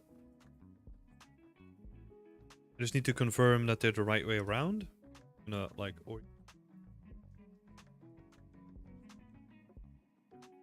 Now we have like a little bit of breakup at the bottom as well.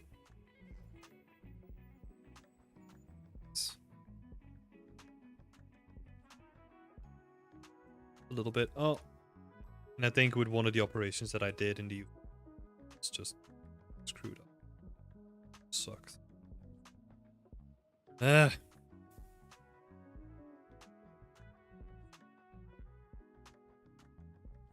Well. This one is kind of useless now.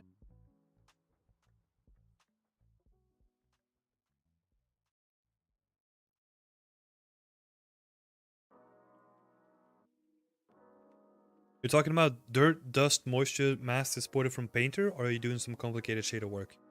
So the shader work that you're talking about, right? The ones that you normally do in Substance Painter, I don't generate my masks in Substance Painter. I do that in Unreal Engine by using the vertex color instead. That's the way that I'm doing it.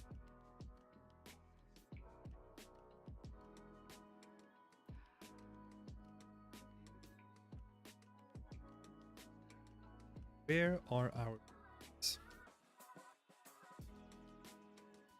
Honestly, always have to go look. Oh, the railings, but that's a different scene.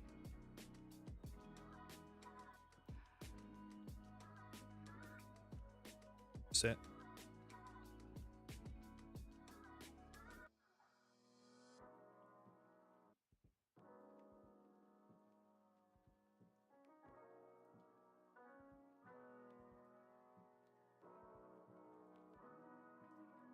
Right. Now if we set the snapping to base project, you can just snapping it on here.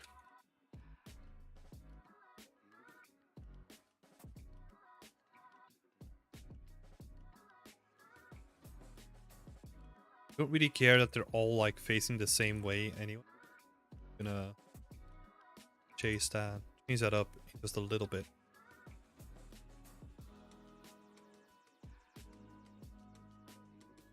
Oh yeah, and just to elaborate on that question a little bit, Campy. The different materials that I layer on top of it are just simply tileable materials, right? So nothing fancy there, just simple tileable materials that I layer on top of it.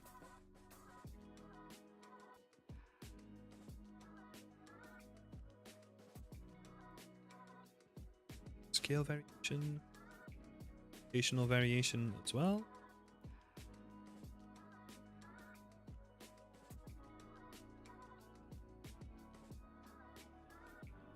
On. So back up them all down. Then I'm just gonna do the same again for like the sides too. Smaller.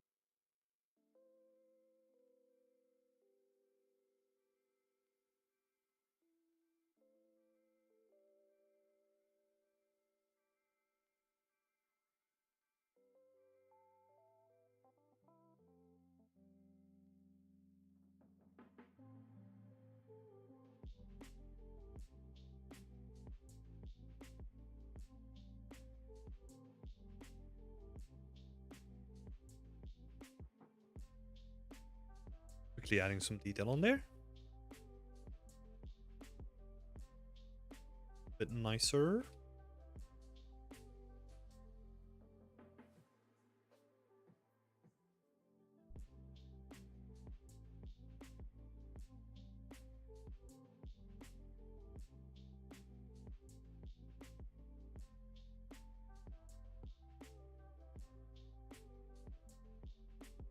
Again, this stuff doesn't have to be perfect.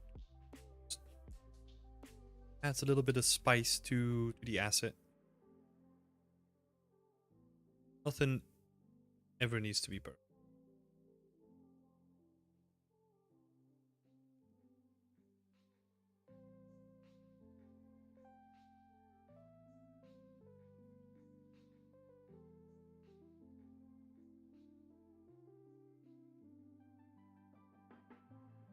Oh, before we collapse it,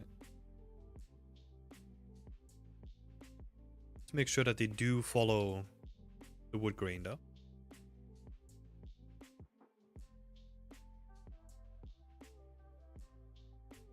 Yeah.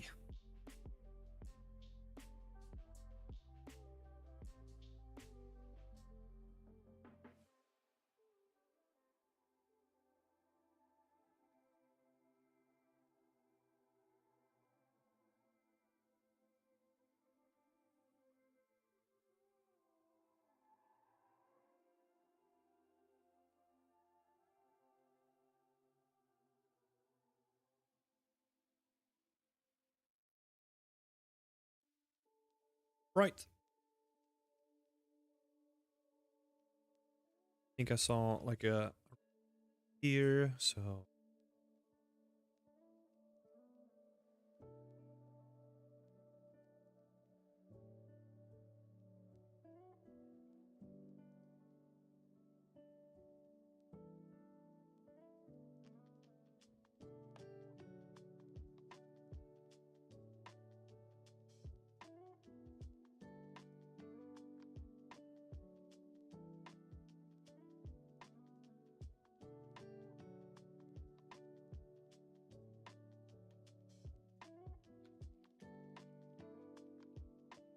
oh sorry, Campy.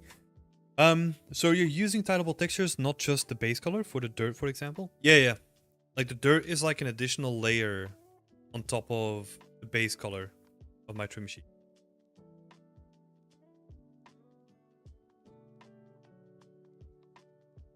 Exactly.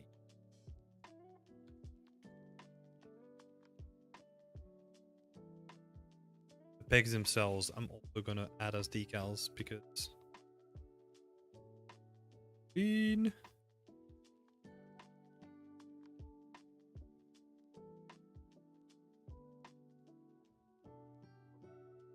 Signed.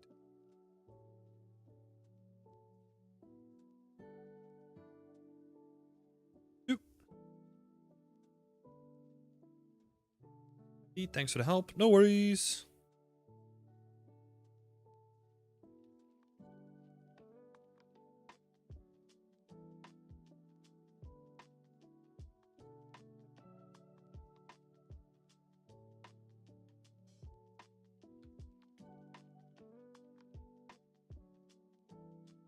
Oh, yeah, one thing. I'm gonna add the ends as decals as well, so that they don't get affected by dirt. No, not the whole thing. No!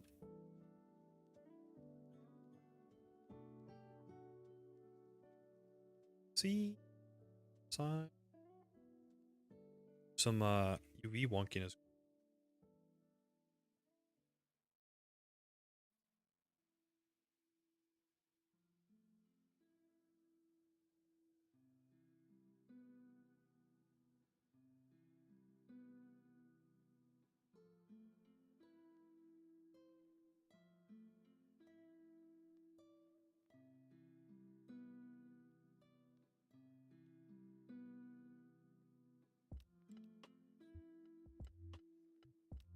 Got to assign it.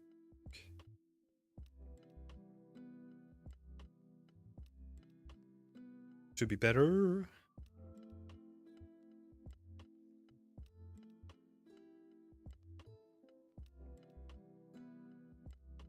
Hmm.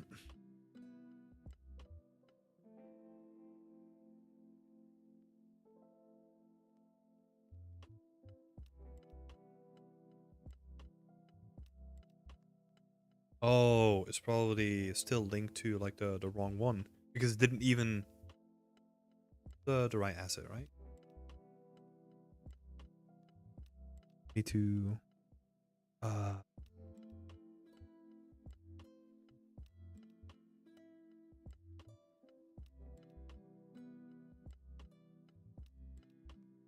yeah, there we go. It's better.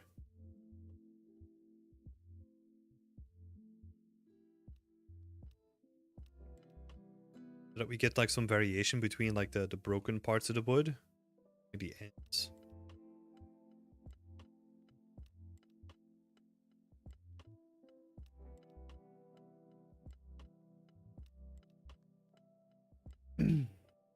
Just need to do that on like all of these, so workbenches and workbenches.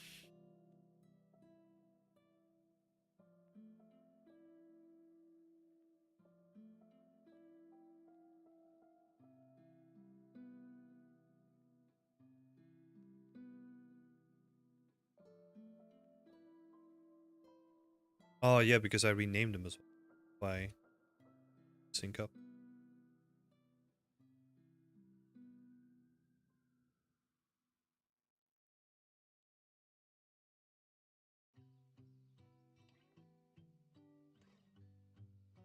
I'm gonna rename them in here as well.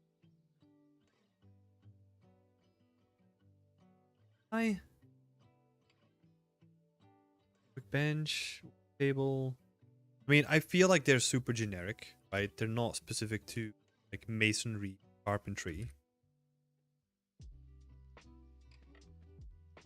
As a name.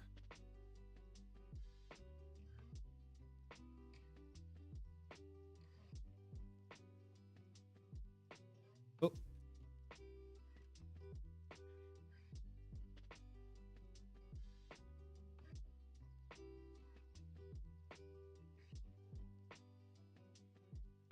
That's still.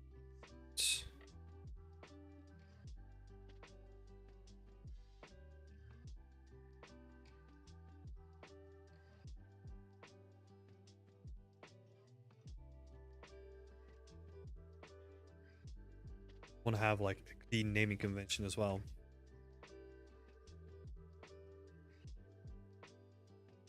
Oh, of course. So what do we got?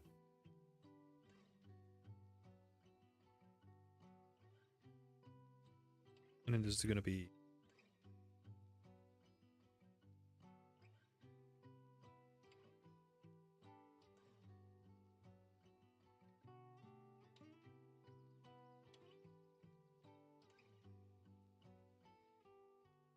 just need to rename them to the same thing.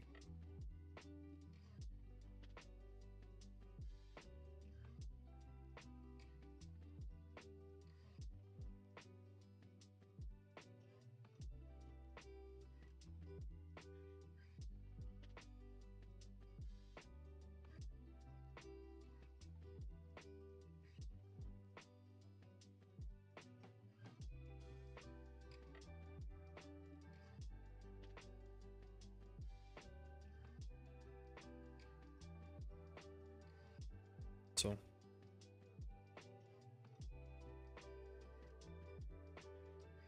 this to 4.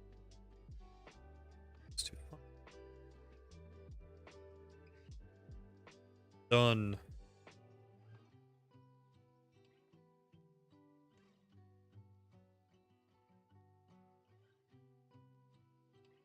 Okay, so looking at this table that we have here, we can definitely level up a bit of this table too.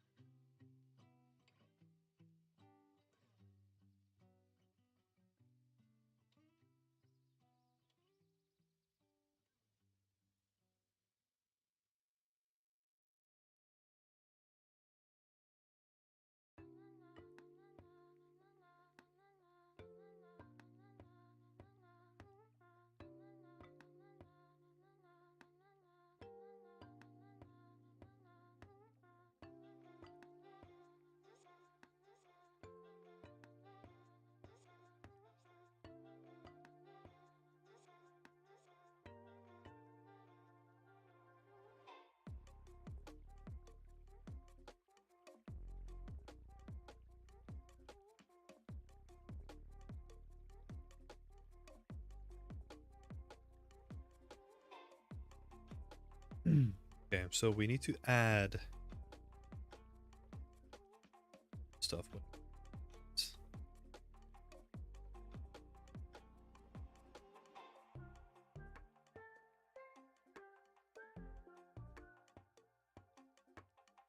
We need to add the damaged edges.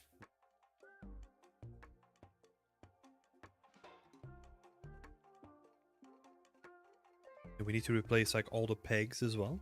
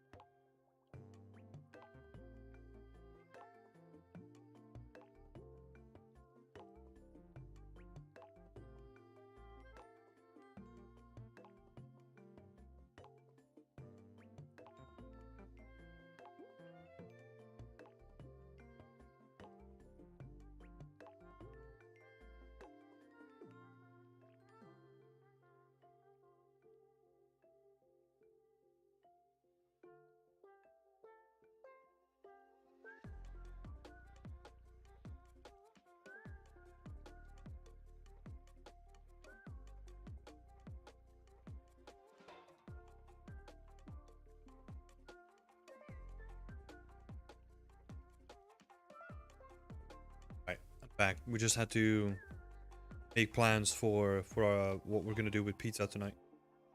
Pizza time!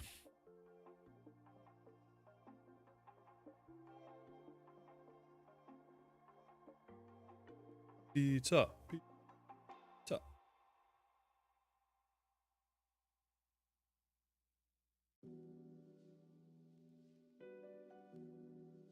Hello, Antonio. How's it going?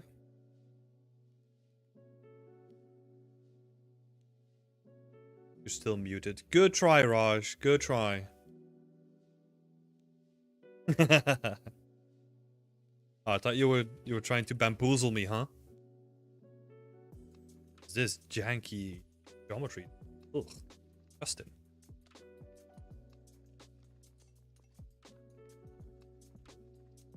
How are you doing, Antonio?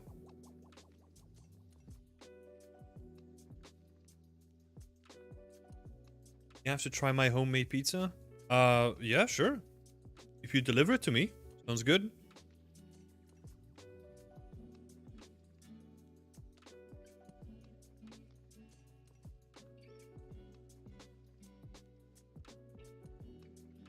It's a bunch of jank over here. I'm gonna be lazy. Stuff on it.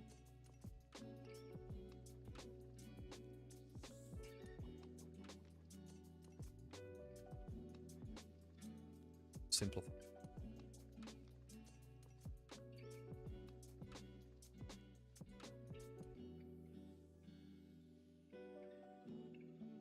Contemplating whether I should have pizza tonight or chicken salad. I mean, I know what you're saying, Andre. You're like pretending that you're not gonna have pizza, but let's be real, okay? Let's be real. Come on. Come on.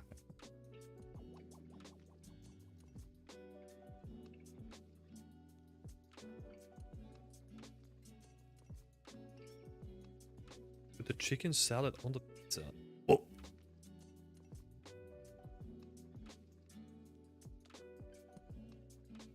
Like that Gordon Ramsay episode where he gets like what is it? Like fried salad for the first time in his life?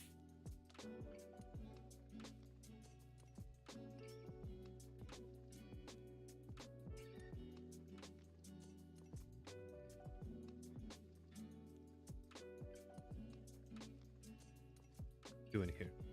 What's this mess? Get done, Tim.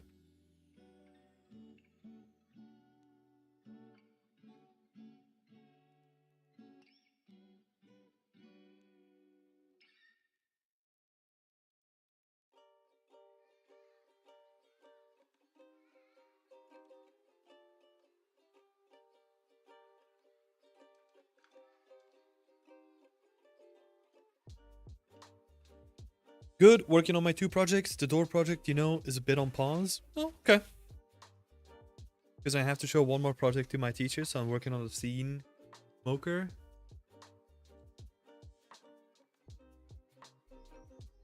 The smoker, you know, AC was working on that. And I'm... Whoa, okay. This sentence is hurting my brain. Let me read that again. So I'm working on the scene, the smoker, you know, AC was working on that, and I'm give it a go. I take permission to give it a go.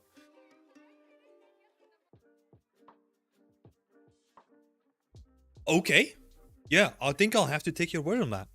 I have no clue.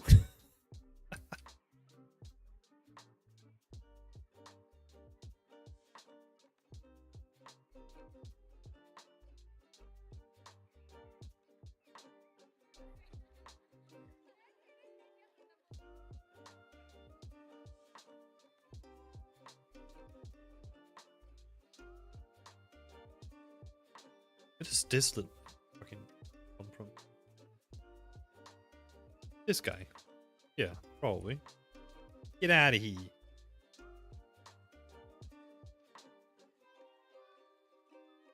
Friday mood. English non-existent. I mean, you're watching me stream as well, so we don't really have a high bar for like talking English. The amount of times that I struggle to pronounce something or like think about like a simple word.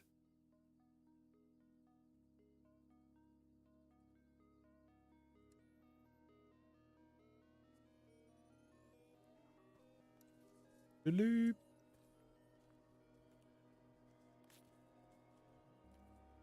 Okay, so that's that little section. Why is it still attached though? I am.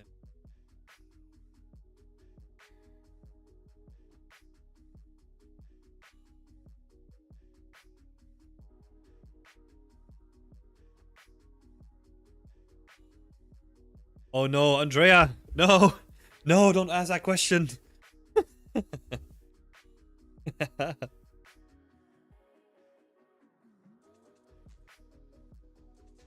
we were talking about this yesterday, and then it kind of spiraled into like what the worst pizza ever is. And we saw some horrible pizzas. Oh, still not over it.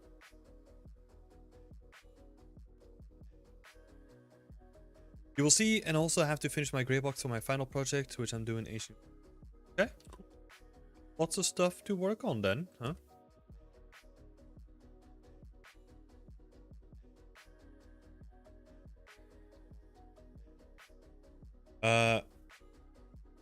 Yes, I shall. But that's a good question, though. So the question for the chat here is: what's your favorite pizza? Throw out some favorites. I'm gonna give my answer in a little bit. But let me make sure that I answer the question from John first.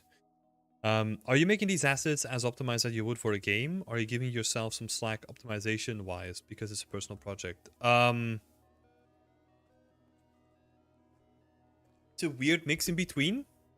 I feel like the assets that you see me working on now are probably like more optimized than they would probably need to be. And I could probably get away with just adding like more geometry to make it make them more interesting. But there's also sections that are like really dense in topology as well, where I take like a little bit more leeway. For example, the roof tiles, that's all geo, right? Do they need to be geo? No. But I want them to be geo.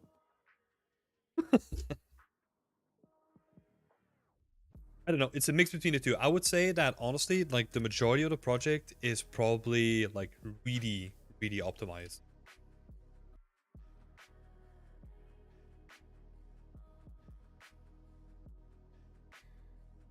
What's happening? So let's see, stay.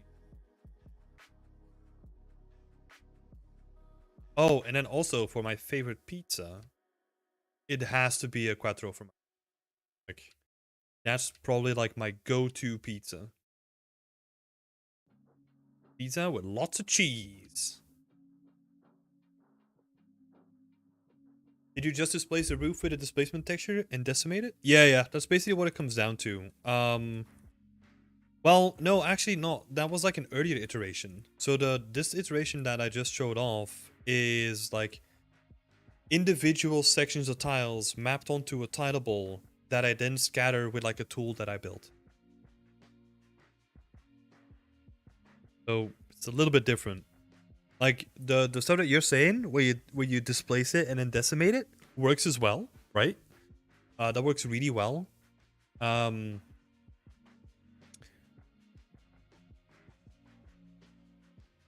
yeah, I'm trying to think. Like, why did I stop doing it? Like, oh yeah, it's just chaotic when it comes to the geometry, right? It's hard to control geometry with like decimating it. Yeah. Favorite pizza is a margherita, but an Italian one. I like the classic Italian Napolitana pizza with some spicy salami on top and sour cream.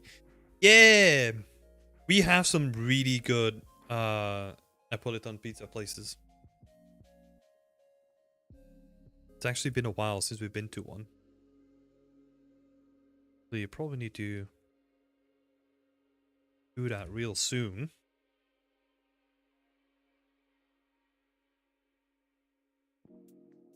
Yeah, like after you decimate like the geo, it's really, really wonky. Really difficult to play around with. You grab a little bit of water as well.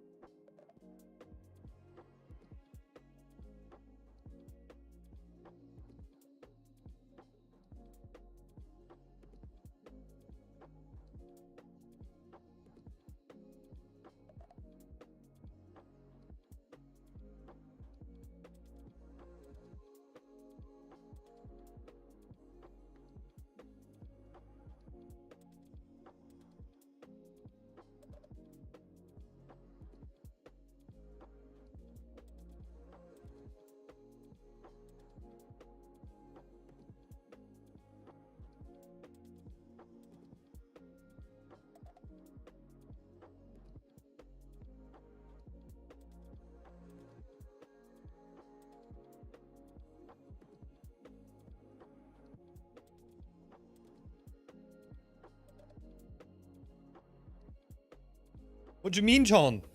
You don't like the authentic experience of people who don't know how to make pizza, but like they get away with it because that's the only thing that you have in town?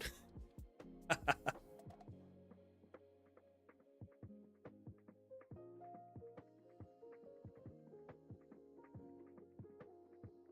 think a lot of pizza places were lucky that people just never had good pizza, you know?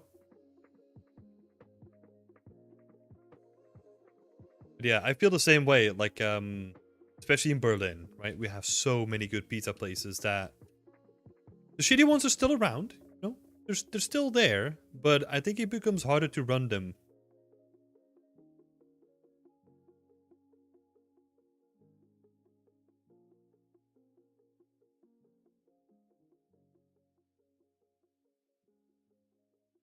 Let's see.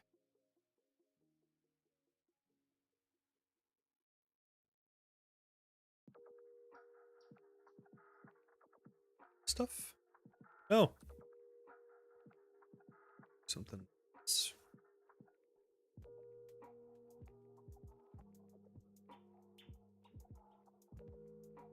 Oh, no, I actually just need to make sure that they're aligned properly.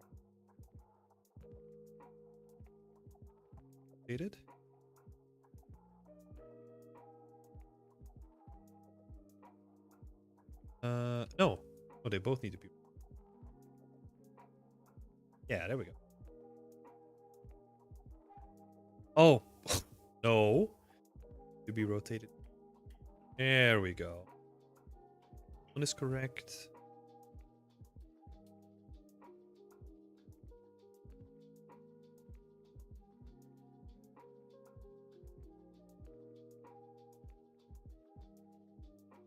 While on topic, what would be the best performance quality ratio be for the thatch roofs, displacing decimated mesh with some alpha cards sticking out?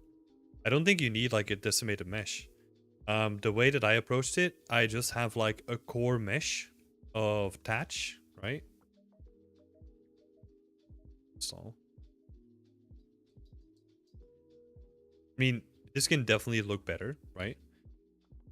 But like, I have a core volume of just like solid mesh, right? And then on the same texture, I have a strip at the bottom, which is basically the tileable ending in like an opacity, right? And I use those little sections to, I'll show you. You can see that the majority of it is just like basically a tileable, right? But then the bottom of it has like opacity.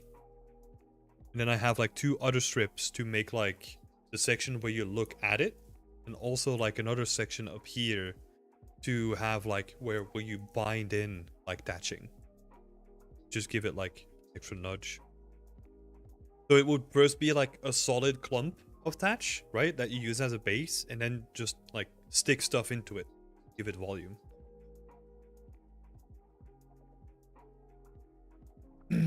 But yeah, I don't think you need like any displaced decimated stuff for this. You can just do it with like simple subdiv. In my opinion.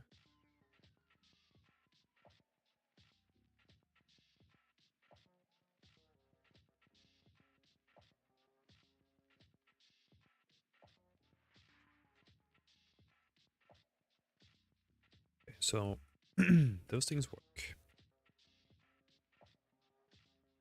Now we're going to do the same pass again like we did.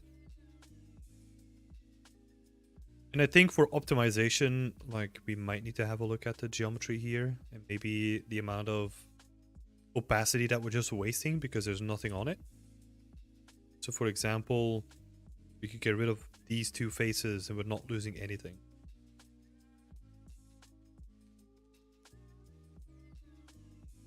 It's probably the same thing here.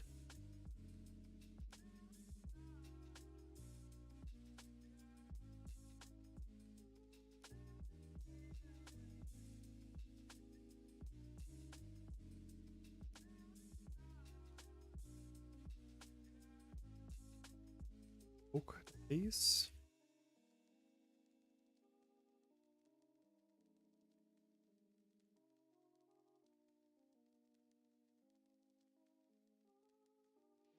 And now I'd be lazy.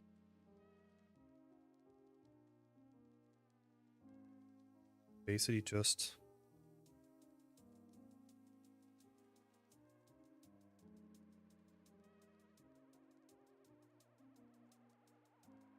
something like this.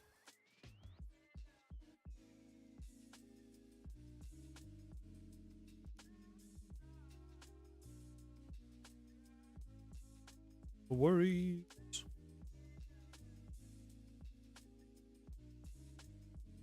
Laziness. Let's just reuse it from the other guy.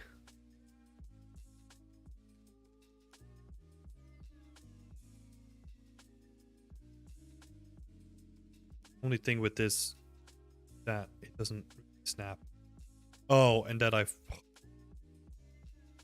just do it, man.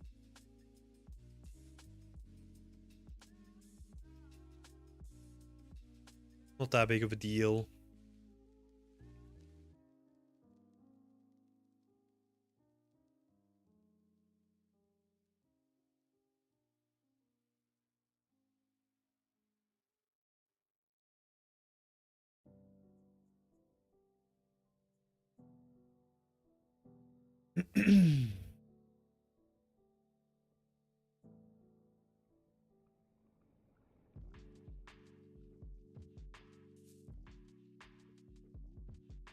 Egg.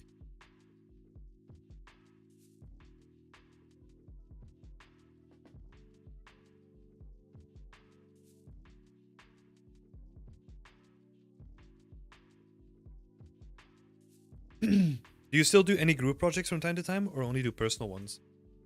So we're currently ramping down on a group project that we did, which was kind of like our first real try of making like an asset pack with our community, and I think it went really well. There's a lot of lessons that we learned during the production of that too. But yeah, the first pack of that is just like ramping down now. It was really interesting. And then most of the other stuff that I do is just being involved with the organization of things, right? Like making sure that the workshops are organized, making sure that like the team challenges, the ones where people make groups, or like we put people into groups and they make a project together, that those are running smoothly. So yeah, just like a bunch of other stuff. I don't really, for the most part, I honestly don't really like to do group projects unless it is with people that I've worked with in like a professional manner, because it's just too risky. Like, I'm gonna be honest, I think that like my workaholism, or like the amount of stuff, like the amount of effort that I put into a project is probably to my detriment when it comes to working in a group. So yeah.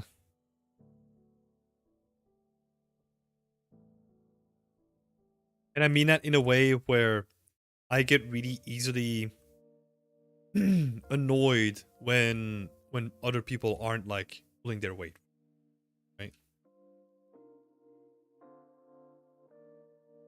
It's something that I've always had and always had to work on, but yeah, that's also why I try to, for the most part, like avoid group challenges or like group projects. Like with a challenge, it would be different, right? Because the time spans are relatively low. But yeah, with other things, like I've done like loads of group projects, right? And most of them have fallen through for whatever reason. It was always like, nah, I'll probably just do things by myself. More flexibility, all that stuff too.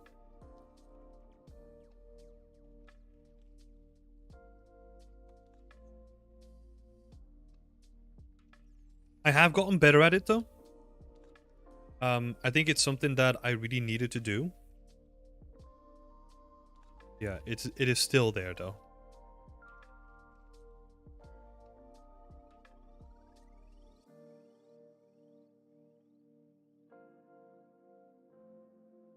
Yeah, it's one thing to to set that high bar, that high expectation bar for yourself, right? But then if you start manning that for some other people, that's where it goes wrong.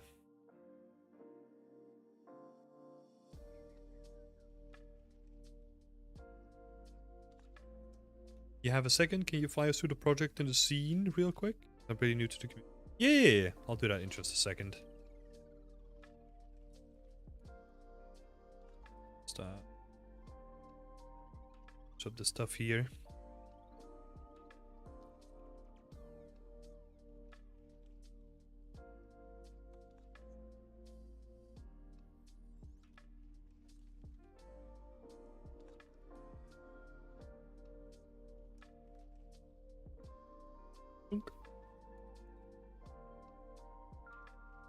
Okay.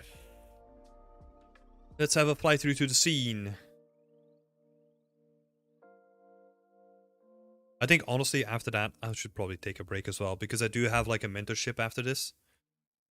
I need to kind of force myself to take a break. So let's just do that. Let's show off the level. A little bit of a fly through.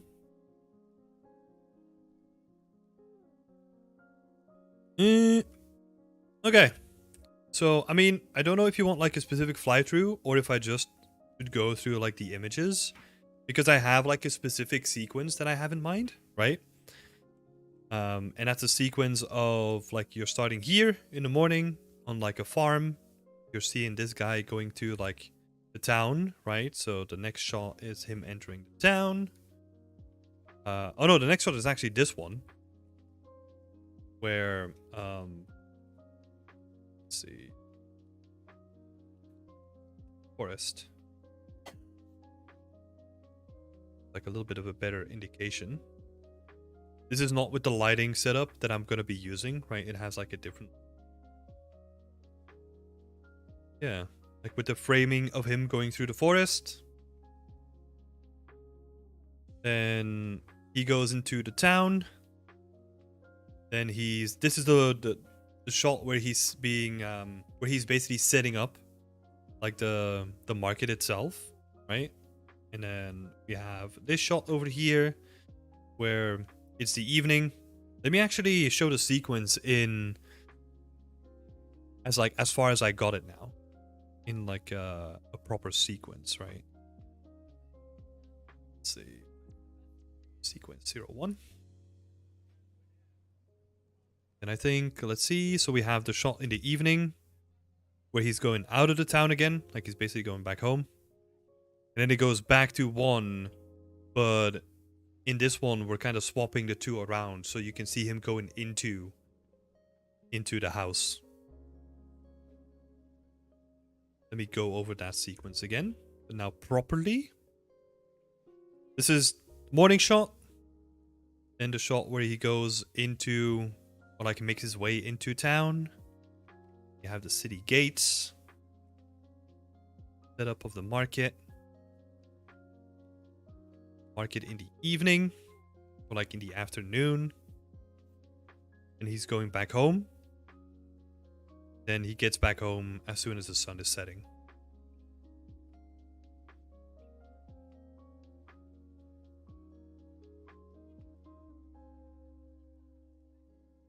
Real quick question, are you using tessellation on the road and the landscape?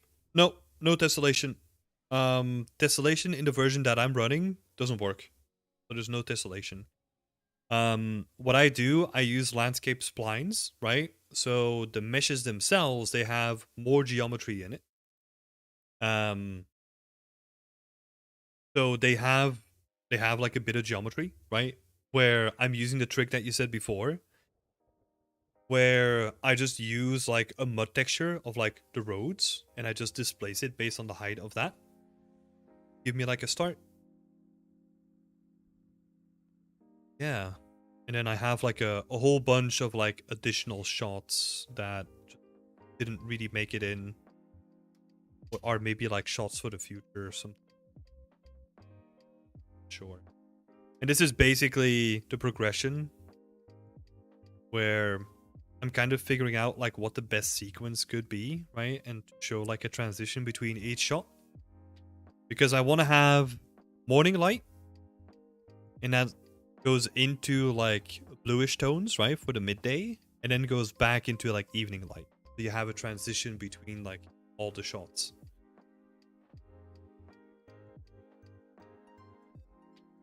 I'm really happy with it so far. You can see that I needed to do like a lot of polish on like the assets. Let's have a look here. The stalls look way better now. It's like slowly tweaking things. Let's see. This is the market in the E.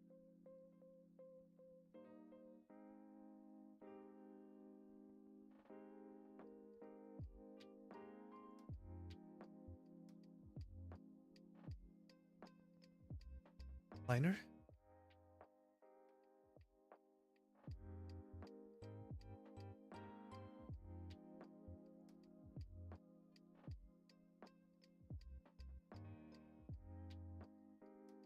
That's it.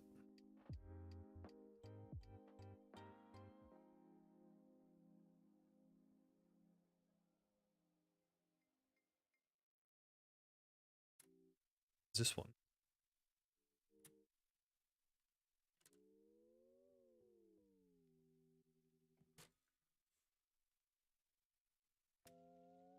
Let's see. So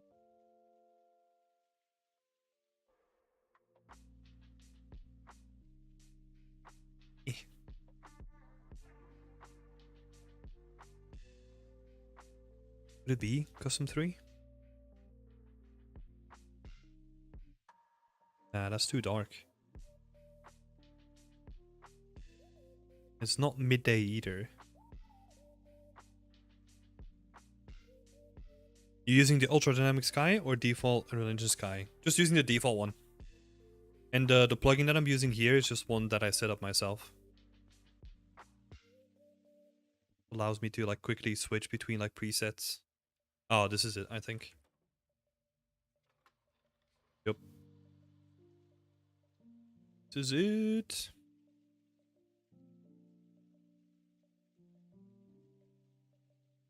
Really happy with how the stalls are looking now. Detailing to do, but I'm really happy with it.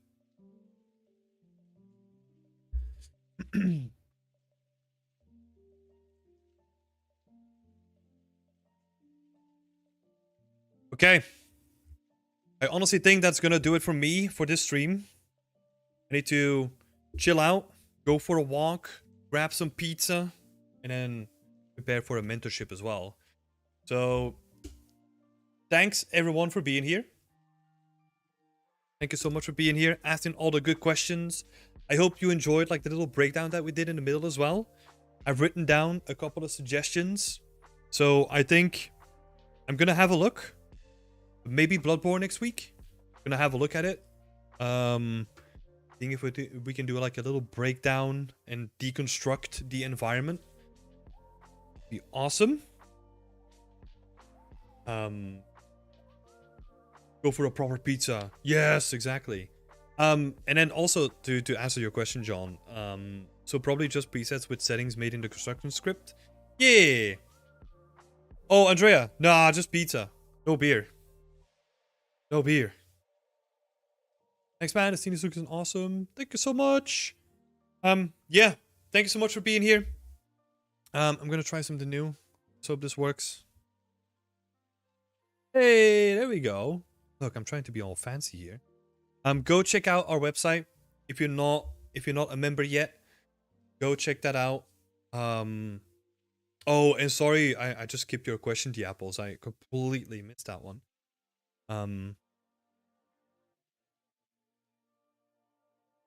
Yeah.